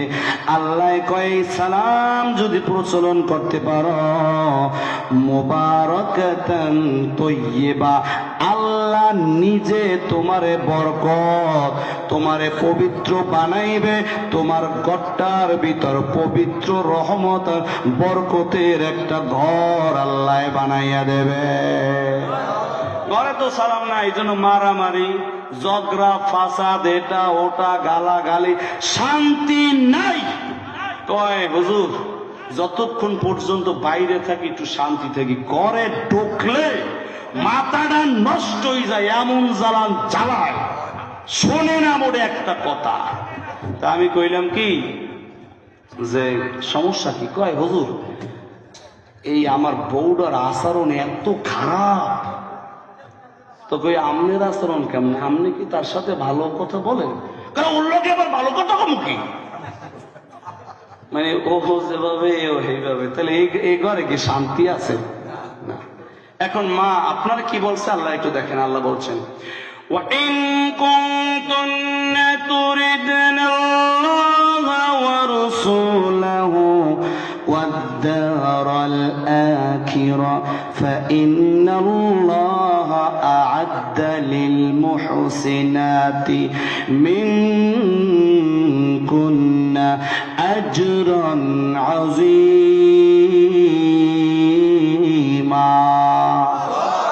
আল্লাহ কয় দুনিয়ার নারীরা,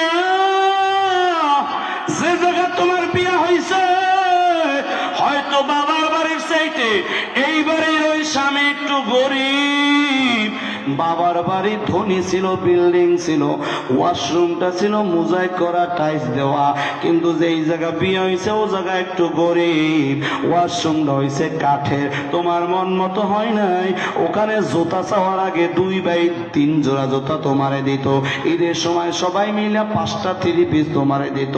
এমন জায়গা বিয়া হয়েছে একটা ফির 3 পিস কিনে দিয়েছে, তাও দামি না, মাত্র 700-500 টাকার মধ্যে। জুতা ছিঁড়ে যায় তারপরও কিনে দিতে পারে না, কারণ তোমার স্বামীর ইনকাম তেমন নাই। এমন অবস্থায় স্বামীরে বলবা যে তুই বিয়া করছিলি কেন, খাওন দিতে পারো না, এইগুলা না না না, জীবনে তার মনে আঘাত দিয়ে কথা বলবা না, ওই মানুষটারে কলেজা দিয়ে ভালোবাসবা। কারণ তুমি তো জানো না স্বামী নামক এই জিনিসটা যখন দুনিয়া থেকে তোমার চলে যাবে, বুঝবা এই দুনিয়াটা তোমার কাছে কেমন, তখন বুঝবা। ও মা, আল্লাহ বলে না না না, ও আমার বান্দি, স্বামীর কষ্ট দিবে না, খোটা দিবে না যে আমার বাবার বাড়ি এইটা আছে, তোমার লাগে 20 বছর সংসার করলাম, শান্তি মোড়ে পাইলামই না, আমার মতো মেয়ে বিদায় তোমার ঘর করে, দুনিয়ার কোন মাইয়া তোমার মতো পুরুষের ঘর করতো? কমন 2-1 ডায়লগ আসলে ভাবে আছে। আল্লাহ কয় না না, নারীরা এটা করবা না। তাহলে কি করবা শোনো, ওয়াইন কুনতুন্না তুরিদনাল্লাহ, ওই আল্লাহর দিকে তাকাইয়া হাসি মুখে সামনে নিয়া আদর ভালোবাসা দিয়ে সংসারটা করো, ওয়া রাসূলুহু ওয়াদ দারুল আখিরা, আল্লাহর দিকে তাকাইয়া, রাসূলের দিকে তাকাইয়া, পরকালের দিকে তাকাইয়া সংসারটা করো। যদি এইভাবে করতে পারো, লিল মুহসিনাতি, এবং আল্লাহ যা বলছে নামাজ কালাম এইগুলা করতে যদি পারো, তাহলে মরণের সাথে সাথে আজরান আজিমা, পুরা জান্নাতটা তোমারে আল্লাহ পুরস্কার হিসাবে, গিফট হিসাবে, উপহার হিসাবে আল্লাহ দান করে দিবে। এখন পুরুষে এইটা কয় না যে পুরুষ তুমি ঘরে যাই কবে সকিনার মা কোথায়, কয় আইতেছি, বিধ্বস্ত করো যায় তারপরে কিন্তু এটা ওটা করি ফেলাম। অনেকে বলে না, কয় না তোমরা এটা করতে পারবা আর ওনা তোমার খেদমত করবে, বিষয়টা কিন্তু এমন না। তা কেমন আমাদের অবস্থা হবে? আল্লাহ তাআলা বলছেন, আপনাদের কষ্ট হচ্ছে নাকি? এই কোরআন থেকে কথা বললেই আমি কিচ্ছা কাহিনী পারি না কিন্তু, বুঝছেন? আল্লাহ বলছেন আমরা কেমন করব? আল্লাহ বলছেন ওয়াশিরুহুন্না বিল মারুফ। আল্লাহ কয় তোমার ভাষাটার মিষ্টি কইরা একটু বউর সাথে কথা বলো, একটু মিষ্টি কথা বলো, সুন্দর কথা বলো। আল্লাহ রসুল আয়েশারে ডাকতেন, হুমায়রা, হে হলো সুন্দরী, আমনের বউরে কয়দিন প্রশংসা করছেন যে আজকে তোমার খুব সুন্দর দেখায়? কয়দিন কইছেন? খুঁজে পাওয়া যাবে না যে 12 বছর 2 দিন কইছেন কিনা। শুধু সে আমার প্রশংসা করুক, আমার খেদমত করুক, আমার গরম পানি দিয়ে দিক, আমার গোসলের জন্য গরম পানি দিক, ভাতটা গরম করে দিক, পাও টিপে দিক, সব আমার করবে, মাগার ওর আমি কিছু করবই না।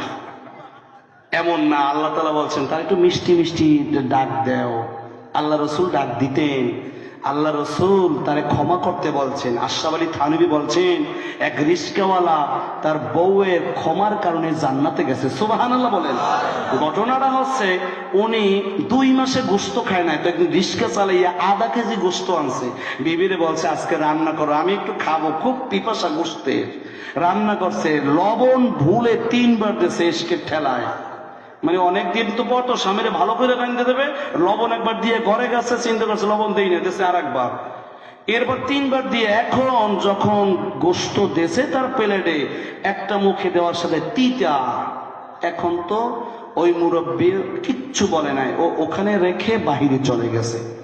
স্ত্রী কয় ঘটনা কি? সে যখন মুখে দেশে দেখে তিতা হয়ে গেছে, কয় আমার স্বামী কিছু মানে বললো না কেন? কিছুক্ষণ পর আসার পর কয় স্বামী আমার কিছু বললেন না কেন? কয় আমি প্রচুর রাগ হয়েছিল, আমি পারলে তোমার মারতে পারতাম, গালিগালাজ করতে পারতাম, বকতে পারতাম, কিন্তু না, আমি চিন্তা করলাম তুমি এটা বুঝে করো না, এটা ভুলে করছো, তো ভুলের শাস্তি আমি কেন দেবো? আমি তোমার ক্ষমা করে দিছি, আমার তোমার প্রতি কোনো রাগ নাই। এই লোকটা মারা গেছে। আশরাফ আলী থানভী বলেছেন এই লোকটা মারা যাওয়ার পর তৎকালীন বিখ্যাত বুজুর্গ স্বপ্নে দেখতেছে জান্নাতের ভিতর চলাফেরা করতেছে। কয় মুরব্বী আপনি জান্নাতে এত তাড়াতাড়ি গেলেন কিভাবে? কয় আমি কোনো আমলের কারণে জান্নাতে যাই না, আমি আমার বিবির এই ঘটনাকে কেন্দ্র করে ক্ষমা করে দিছি। আল্লাহ এই ক্ষমাটা এমন পছন্দ করছে, আল্লাহ কয় তুই আমার অসহায় একজন বান্দিরে ক্ষমা করে দিছো, দোষ করার পরও আমি তোর জিন্দিগির গুনাহটারে ক্ষমা করে দিলাম। সুবহানাল্লাহ। এই জন্য বলছে ও পুরুষরা, নারীরা একটু ভুল করবে, একটু আকল কম তো। ওই বদ্যুরা যখন আয় কয় ও বুবু এইটা কি ডাক? কয় আমার পোলা। কয় আহা রে, কি হয়েছে? কয় এর তো কত রোগ পেটের ভিতরে, এত জানো না? কি করতে হবে বাবু? কয় বেশি না, 1 কেজি চাল, 2টা রসুন, 3টা পেঁয়াজ, 4টা আলু, একটু লবণ, একটু হলুদ, একটু মরিচ, আর যদি 2টা টাকা থাকে 2 টাকা দিও, তাহলে আমি একটু তাবিজ দিয়ে দেবো, সব শেষ। এই নরম মানুষ তো আকল তো পুরুষের অর্ধেক, সব দেশে। এখন স্বামী আসছে, কয় আমাকে মনুর যে অসুখ, তুমি তো কোনো ডাক্তার দেখাও না, আর এমবিবিএস ডাক্তার দেখাইলে হেও ধরতে পারে না, ওই বৌদ্ধ মহিলা ধরছে। তো কি দেশে? কয় এইটাই দেশে। এমন এক দাবার দেশে, এক দাবার কয় মুই ভুল করি ওরাইছে, বুঝতে পারি নাই। বিষয়টা ঠিক কিনা বলেন? তো এই যে ভুলগুলো করবে, নসিহত করতে হবে আর ক্ষমা করতে হবে, তাহলে আল্লাহ আমার জীবনের গুনাহ মাফ করবে, বলি আমিন। তাহলে আমরা সালামের প্রচলনটা আজকে থেকেই করব, রাজি আছেন? আজকে দরজা খুলে যদি শরম লাগে, চোখ 2টা বন্ধ করে কইবেন আসসালামু আলাইকুম রহমতুল্লাহ। অনেকে একটু শরম লাগতে পারে, যে কোনো সালাম তো দেই নাই। আমার পিরিজপুরের একটা ঘটনা তো মারাত্মক। এই ওয়াজ করছিলাম, এখন যুবক মানুষ জেনারেল শিক্ষিত, তো উনি দরজা খুলে ওই গভীর রাত্রে ওয়াজ আমল করা শুরু করছে, আসসালামু আলাইকুম। বিবি এমন ভয় পাইছে, দরজা আটকে খোলেই না। চিন্তা করছে আমার স্বামীর নিশ্চিত ভূতে ধরছে। এই হঠাৎ করে কি কয়, মানে যে জায়গা জায়গা চালু নাই আর কি। এরপরে ফোন কইরা মানুষ আইন না, এরপরে ঘরের ভিতরে ঢুকাই দিয়েছে। দেখছেন, সুন্নাত না হইলে সুন্নাতটা পায় ভয়। আল্লাহ তাআলা আমাদের ঘরের ভিতর সালামের প্রচলন করুক, বলি আমিন। এরপরে 6 নম্বর সালামের প্রচলন করতে হবে। 7 নম্বর অনেক কথা, 7 নম্বরে মা বাবার খিদমত করতে হবে। আল্লাহ বলছেন ওয়া ক্বাদা রাব্বুকা আল্লা তা'বুদু ইল্লা ইয়্যাহু ওয়া বিল ওয়ালিদাইনি ইহসানা إما يبلغن عندك الكبر أحدهما أو كلاهما فلا تقل لهما أف ولا تنهرهما وقل لهما قولا كريما। আল্লাহ রাব্বুল আলামিন এখানে অনেক কথা বলেছেন, তবে আমি শেষ করে দিচ্ছি না, তো অনেক হয়ে গেছে। আর একটা কথা আছে, এই পৃথিবীর জমিনে যদি শান্তি পেতে চাও, আর মৃত্যুর সাথে সময় যদি জান্নাত দেখতে চাও, আর যদি পরকালে জান্নাত পেতে চাও, একটা আমল করতে হবে, সাদাকার আমল। আল্লাহ রাব্বুল আলামিন বলেন ইন তুকরিদুল্লাহ করদান হাসানা। আল্লাহ কয় এ গোলাম আমার কিছু উদ্ধার দাও, আমারে দান করো। আল্লাহ একবারও কয় নাই, কয় আমারে ধার দাও, কিছু ধার দাও, উদ্ধার দাও। তাই উদ্ধার কি বলে? উদ্ধার বা ধার বলা হয় যিনি নেন আবার ফেরত দেন, তারে বলা হয় ধার। আর দান করা বলা হয় ওরে আমি দিলাম, ও আর আমার দেবে না, এইটাকে বলা হয় দান করা। তো আল্লাহ তাআলা বলেন ও গোলাম, আমারে দান করো এটা বলি না, আমারে ধার দাও এইটা বলতেছি। কে বলে? কেন আমারে ধার দেওয়ার কথা বলি? গোলাম আমার যদি ধার দাও, তাহলে দুনিয়ার পরকালে 2 জায়গায় আমি ফেরত দেব। কিভাবে ফেরত দেব? ইউদাইফুহু লাকুম, আমি আল্লাহ তাআলা দুনিয়ায় যেটা দেব, যে পরিমাণ তুমি আমারে দিবা, ওইটার ডাবল বানাইয়া আমি তোমারে মরণের আগে দুনিয়ায় আবার ফেরত দিয়া দেব। সুবহানাল্লাহ। তোমারে সওয়াব দেব পরে, ওটা পরের কথা, তুমি আমারে।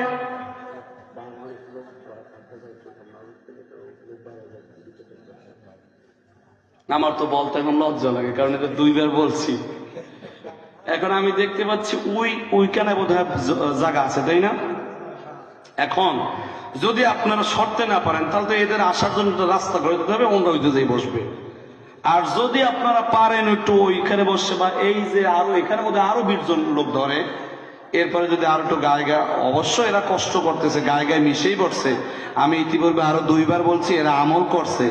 এখন ভাইরা যারা রাস্তায় আসেন, আপনাদের এই ভাইরা সুযোগ করে দিচ্ছে, আপনারা রাস্তায় না থেকে শেষ মুহূর্তে তো চলে আসুন, একটু পরে আমাদের মিলাদ ক্যাম্প হবে ইনশাল্লাহ। চলে আসুন, চলে আসুন, সবাই চলে আসুন। এই ভাইরা আপনাদের সুযোগ করে দিচ্ছে, একটু দুরূদ শরীফ পড়েন সাল্লাল্লাহু।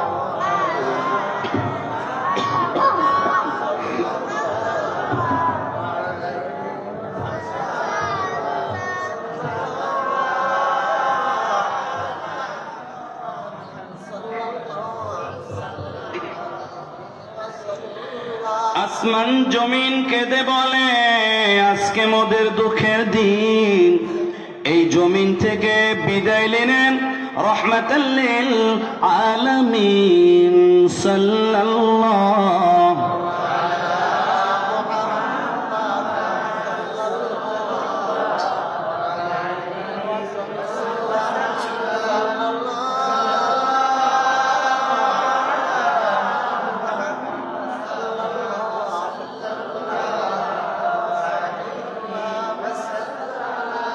ওগো নবীজি, মন তো বাধা মানে না, কবে যাব ওই মদিনা, আল্লাহ তুমি বলো না। সাল্লাল্লাহু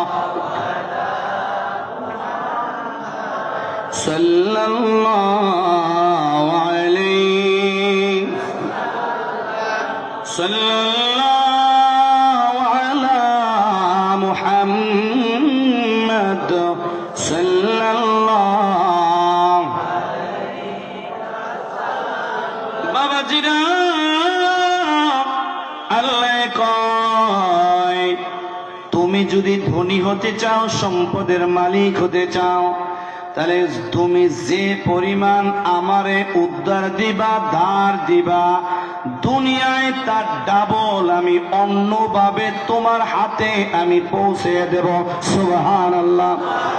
এর ব্যাখ্যায় মুফাসসির বলেছেন, মুসা নবী তো আল্লাহর সাথে 400 বার জীবনে কথা বলছে, ডাইরেক্ট কয়বার? 400 বার। আর আমার নবী বলছে 24,000 বার। সুবহানাল্লাহ। 400 বার কথা বলছে। একদিন মুসা নবী যাচ্ছে, আর একজন উম্মত বলতেছে, মুসা রে, আমার ব্যাপারে একটু আল্লাহর কাছে বইল। কয় কি বলবো? কয় আমি 3 দিন খাইতে পারি না, তারপরে একটু খাবার পাই, আবার 3 দিন খাইতে পারি না, এত কষ্ট সহ্য হয় না। আমার তাকদিরে যে খাবারটুকু আছে ওটা যেন আল্লাহ একবারে দেয়, একবারে খাইয়ে মরে যাবো, এত ভালো লাগে না না খাইয়ে বইতে। কয় আচ্ছা আমি বলবো। এরপরে মুসা নবী গেলেন আর বললেন, আল্লাহ, অমুক মানুষটার যা তাকদিরে খাবার আছে দিয়া দাও, একবারে খাইয়া শেষ হবে। এরপরে আল্লাহ কয়, ও মুসা, মান্না আর সালোয়ার মতো তার খাবার দিচ্ছি। 1 বস্তা ময়দা, একটা পোটলায় করে ঘি, আর 2টা দুম্বা, এইটা ওর তাকদিরে ছিল, দিয়া দিলাম, নিয়ে দিয়ে দাও। খাবার শেষ, আর দুনিয়া থেকে চলে যাবে, তাও জানাই দিও। মুসা নবী সেটাই করলেন। আর ওই লোকটা বললেন, টেনশন নাই। এবার মুসা নবী 1 বছর পর ওখানে আসলেন কবর জিয়ারত করার জন্য। এখন আশেপাশে ঘুরিয়ে দেখে কবর তো একটাও নাই, মাগার দোতলা একটা বিল্ডিং দেখা যায়। সুবহানাল্লাহ। কয়টা বানাইলো কেন? কেডা বানাইলো? দোতলা উঠা দেখে ওই 1 বছর আগে যার তাকদিরে 1 বস্তা ময়দা ছিল, 2টা দুম্বা ছিল, একটু ওই তল বইল বা যা ছিল আসমান থেকে আল্লাহ দিছেন। এখন দেখে বন্ধু বান্ধব নিয়া, বন্ধুদের নিয়া, কিছু আল্লাহওয়ালা লোক নিয়া খাবার খাচ্ছে, রুটি খাচ্ছে, গোশত খাচ্ছে, আর আল্লাহ প্রশংসা করছে, সুবহানাল্লাহ, আলহামদুলিল্লাহ বলতেছে। সুবহানাল্লাহ বলে। এখন মুসা নবী চিন্তা করছে, এদি সেই লোক তো 1 বছর 1 বস্তা খাবার দিয়ে 1 বছর পর আসলাম, এই খাই কিভাবে? দ্বিতীয় কথা হচ্ছে বিল্ডিং বানাইলো কেমনে? তো তার সাথে কথা না বলে আল্লাহর কাছে চলে গেলেন। আল্লাহর কাছে চলে যাওয়ার পর কয়, আল্লাহ, তুমি আমার মিথ্যা কথা কইছো না? আমি ভুল দেখলাম, কোনটা? কয় ওই মানুষটা দোতলা বিল্ডিং করলো কিভাবে, আর ওই খানা এখনো খায় কিভাবে? কয় মুসা রে, ওর তাকদিরে ওইটাই লেখা ছিল, বেশি লেখা ছিল না। কিন্তু রে খাবারটা দেওয়ার পর অর্ধেক ভাগ করিয়া অর্ধেক আল্লাহ রাস্তায় দিয়া দিয়েছে, আর অর্ধেক মেহমানদের ডাকিয়া নিজে একবারে খাইছে। যে এতদিন বাঁচার দরকার নাই, একবারে নিজেও খাই, মানুষের খাওয়াইয়া মরে যাই। আল্লাহ কয় ও যে আমারে করদে হাসানা দিছে, আমার তো ডাবল দেওয়ার ওয়াদা আমি করছি। এখন আমি আল্লাহ ওইটার ডাবল দিয়া দিলাম, ওটাও খাওয়াইছে, আবার ডাবল দিয়া দিলাম, ওটাও খাওয়াইছে, আবার ডাবল দিয়া দিলাম। দিতে দিতে দিতে এখন 10টা বিল্ডিং বানাইতে পারে এমন সম্পদ ওই মানুষটার আছে। কয় হায়াত, কয় হায়াত ছিল মাত্র 5 দিন, কিন্তু আমার রাস্তায় দান করার কারণে তাকদীরটা কেটে হায়াত 5 দিনের সামনে আরো 2টা শূন্য দিয়া 500 বছর বাড়াইয়া দিলাম। এই জন্য আল্লাহ বলছেন আল্লাযীনা ইউনফিকুনা ফিস সাররা ওয়াদ দাররা। এ গোলাম, তোরে যদি আমি অভাবের ভিতরে রাখি, ওই যা তোর আছে ওইটা থেকে একটু আমারে ধার দে। তোরে যদি আমি অনেক টাকা দেই, তাহলে যা আছে ওখান থেকে কিছু আমারে ধার দে। আমি আল্লাহ রাব্বুল আলামিন সমস্ত মুমিনদের কাছে আমি আল্লাহ নিজের কুদরতি হাত 2টা দিয়া তোদের কাছে আমি ধার চাচ্ছি। সুবহানাল্লাহ। আল্লাহ রাব্বুল আলামিন বলছেন গোলাম, আমার নবী যখন মক্কা থেকে মদিনায় যায়, নবী একটা উটের উপর উঠা, এরপরে সাহাবীরা কয় হুজুর আমার ঘরে আসেন, এ কয় আমার ঘরে আসেন, ও কয় আমার ঘরে আসেন। কয় না, কোনোখানে যাব না। কয় নবী কি করবেন? কয় আমার আল্লাহ কইছে এই উটটা যেখানে ঘুমাবে, বসে পড়বে, ওই জায়গাটায় আমি একটা মসজিদ নির্মাণ করব। মসজিদটার নাম আল্লাহ রাখতে বলছে মসজিদে নববী, আমার নামে রাখতে বলছে। ওই মসজিদটার নাম হবে মসজিদে নববী। ওখানে মসজিদ করে 2 রাকাত নামাজ পড়িয়া এরপরে আমি একটা ঘরে যাব। কোন ঘরে যাইবেন? কোন ঘরে যাব ওটাও আল্লাহ বলে দিয়েছে, আমি যাব আবু আয়ুব আনসারীর ঘরে। কারণ আজ থেকে 700 বছর আগে আবু আয়ুব আনসারীর পূর্বপুরুষ আমারে ভালোবাসার একটা চিঠি লিখে দিয়েছে। ওই চিঠিতে কি লেখছে ওটাও আমারে আল্লাহ বইলে দিয়েছে। সুতরাং ওই ঘরে বিশ্রাম নেব, এরপর পর্যায়ক্রমে তোমাদের বাসায় যাব। তো দেখি না আমার উটটা কোনখানে বসে। উটের পিঠে চলতেছেন সবাই, উটের দিকে তাকানো। হঠাৎ করে একটা জায়গায় উটটা বসে পড়ছে, নবীও নাইমে গেছে। এবার কয় এই জমিটা কার, একটু খবর নেও। আমার উট এই জমিটারে পছন্দ করছি, এটা আমার উট পছন্দ করে নাই। আমার মাওলা উটের মাধ্যমে এই নিশানাটাকে আমাদের দান করে দিয়েছে। কয় খবর নেও। কয় হুজুর খবর নেওয়া শেষ, আপনি এই জায়গা মসজিদ করতে পারবেন না। কেন পারবেন না? কারণ এই জায়গাটা একজন বিধবা মায়ের, তার 2টা সন্তান, একজনের নাম শাহল আর একজনের নাম সোহাইল। তারা ছোট ছোট। আপনি মদিনায় আসার আগে আপনার আগমনের কথা শুনে ওরা 3 জনে মুসলমান হয়ে গেছে।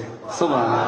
কিন্তু হুজুর ওদের একটু ঘর আছে, ওই গট্টু জায়গা ওদের, আর এই জায়গা, এছাড়া ওদের কোনো জায়গা নাই। হুজুর 70 আগে আমরা দেব, এই জায়গা বানানোর দরকার নেই।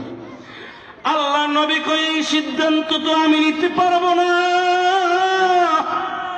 এই সিদ্ধান্ত ওই মায়ের ডেকে নিয়ে আসো। মায় যদি বলে হুজুর অন্য জায়গায় বানান, আমি চলে যাব।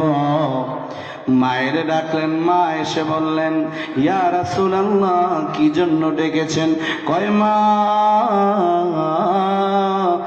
আমার উটটা কিন্তু এখানে বসে রয়েছে, আমার উটটা এখানে বসে রয়েছে, মানে আমি নিয়ত করছে এখানে একটা মসজিদ করব, কিন্তু সাহাবীরা জানাইছে আপনার নাকি স্বামী নাই, 2 সন্তান এতিম, আপনার ওই ঘরের জায়গাটু আর এই জায়গাটু ছাড়া কোনো জায়গা নেই, আপনি আমাদের একটু অনুমতি দেন, আমরা এখান থেকে চলে গিয়ে অন্য জায়গায় মসজিদ নির্মাণ করব। মা বলতেছেন ইয়া রাসূলুল্লাহ, কি বলতেছেন নবীজি, আমার কত কপাল, আমার সন্তান 2টার কত কপাল, কত ধনী ধনী আপনার সাহাবী, কারো জায়গায় আপনার উটটা বসে নাই, আপনার উটটা আমি গরিবের জায়গায় বসেছে। আল্লাহর নবী আমারে বঞ্চিত করবেন না, জায়গা দিয়া কি করব, একটা ঘর তো আছে, ওরা 2টা ভাই ওখানে থাকতে পারবে, কিন্তু এই জায়গাটু আমি সব যদি ওই মসজিদের জন্য দিয়ে দেই, আমারে তো আল্লাহ বড় বড় জান্নাত দিবে, আমি তো জান্নাতের বিনিময় আল্লাহর কাছে আমি আমার জমিটা দিয়া দেব। আল্লাহর নবী কয় মা, তুমি শুধু না, তোমার স্বামী, তুমি এবং তোমার 2 সন্তান শুধু জান্নাত না, জান্নাতের ভিতরে আবার স্পেশাল তোমাদের জন্য আল্লাহ একটা বালাখানা দান করে দিবে। ও বাবাজি, ওই যুগরের কূপ আছে একটা জর্ডানে, যেখানে লূত নবী গজবের সময় দৌড় দিছিল, ওই জায়গা লূত নবীর স্ত্রী ছিল কাফের, তিনি আল্লাহ পাথরের মূর্তি বানাইয়া ওখানে দাঁড় করাইয়া রাখছে, এখনো 30 হাত মূর্তিটা দাঁড় করানো আছে। ওই নবী বলছেন ওই যুগরের কূপের পানি যেদিন শুকাইয়া যাইবে, ওই দিন ইমাম মাহদী ওই মক্কা থেকে বের হবে, তারপরে কিছুদিন পর ঈসা নবী বের হবে, এরপরে 40টা বছর শাসন করবে, এরপরে দাজ্জাল দুনিয়া থেকে উনি কদম করবে, এরপর শেষ মুহূর্তে কিয়ামত যখন হবে, ওই জেরুজালেমের কাছে বসে ওই ইসরাফিল একটা জোরে সিংহায় ফুঁক দেবেন। আল্লাহর নবী কয় ওই ইসরাফিলের সিংহা পর্যন্ত আমারে যারা ধার দিবে, তাদের কবরে ওই সিংহার ফুকের পূর্ব মুহূর্ত পর্যন্ত নেক শুধু আল্লাহ পাঠাইতেই থাকবে। সুবহানাল্লাহ। দুনিয়ার সব কিছু রেখে যাবেন, কিচ্ছু ওখানে হবে না, আপনি একটা পয়সা দিবেন, আর ওই কবরে নেক আপনি গেছেন কিন্তু জারি চলতেই আছে, এই জারিটা যিনি বজায় রাখবেন তিনি কে? এই জন্য বাবাজি, এই আপনাদের মসজিদ নতুনে আজকে উদ্বোধন শুরু করছেন, মসজিদটা সুন্দর করে করবেন, স্থানও পরিবর্তন হয়েছে, আপনারা আমরা একটু জান্নাত এই শেষ মুহূর্তে দুনিয়ার বিপদ আপদ মুক্তি পাওয়ার জন্য, পরিবারের রহমতের পাওয়ার জন্য, মা বাবার জন্য, নিজের জন্য, জান্নাতে অ্যাপার্টমেন্ট রাখার জন্য, জান্নাতের মালিকানা করার জন্য, দ্বিগুণ ফেরত পাওয়ার জন্য, গুনাহ মাফের জন্য আল্লাহ রাব্বুল আলামিনকে আমরা কিছু ধার দিব। আল্লাহর ঘরে দেওয়া মানে আল্লাহ তাআলাকে দেওয়া। আল্লাহ তাআলা হাদিসে কুদসি বলেন, তোমরা যখন পয়সাটা দাও, টাকাটা দাও, তোমরা তো ওটা দাও না, ওখানে আমার কুদরতি হাত পাতি, ওই হাতের উপর তোমার পয়সা বা টাকাটা পড়ে, এরপরে আমি আল্লাহ নিয়া তুমি যেখানে দেবা ওইখানে আমি দান করি। সুবহানাল্লাহ। উপর বারাকা দান করে দাও, বলি আমিন। হুজুর, মাহবুব তালুকদারের আব্বা মারা গেছে, মা অসুস্থ, সে 2000 টাকা দেবে, তো দোয়া চাইছে। মাহবুব তালুক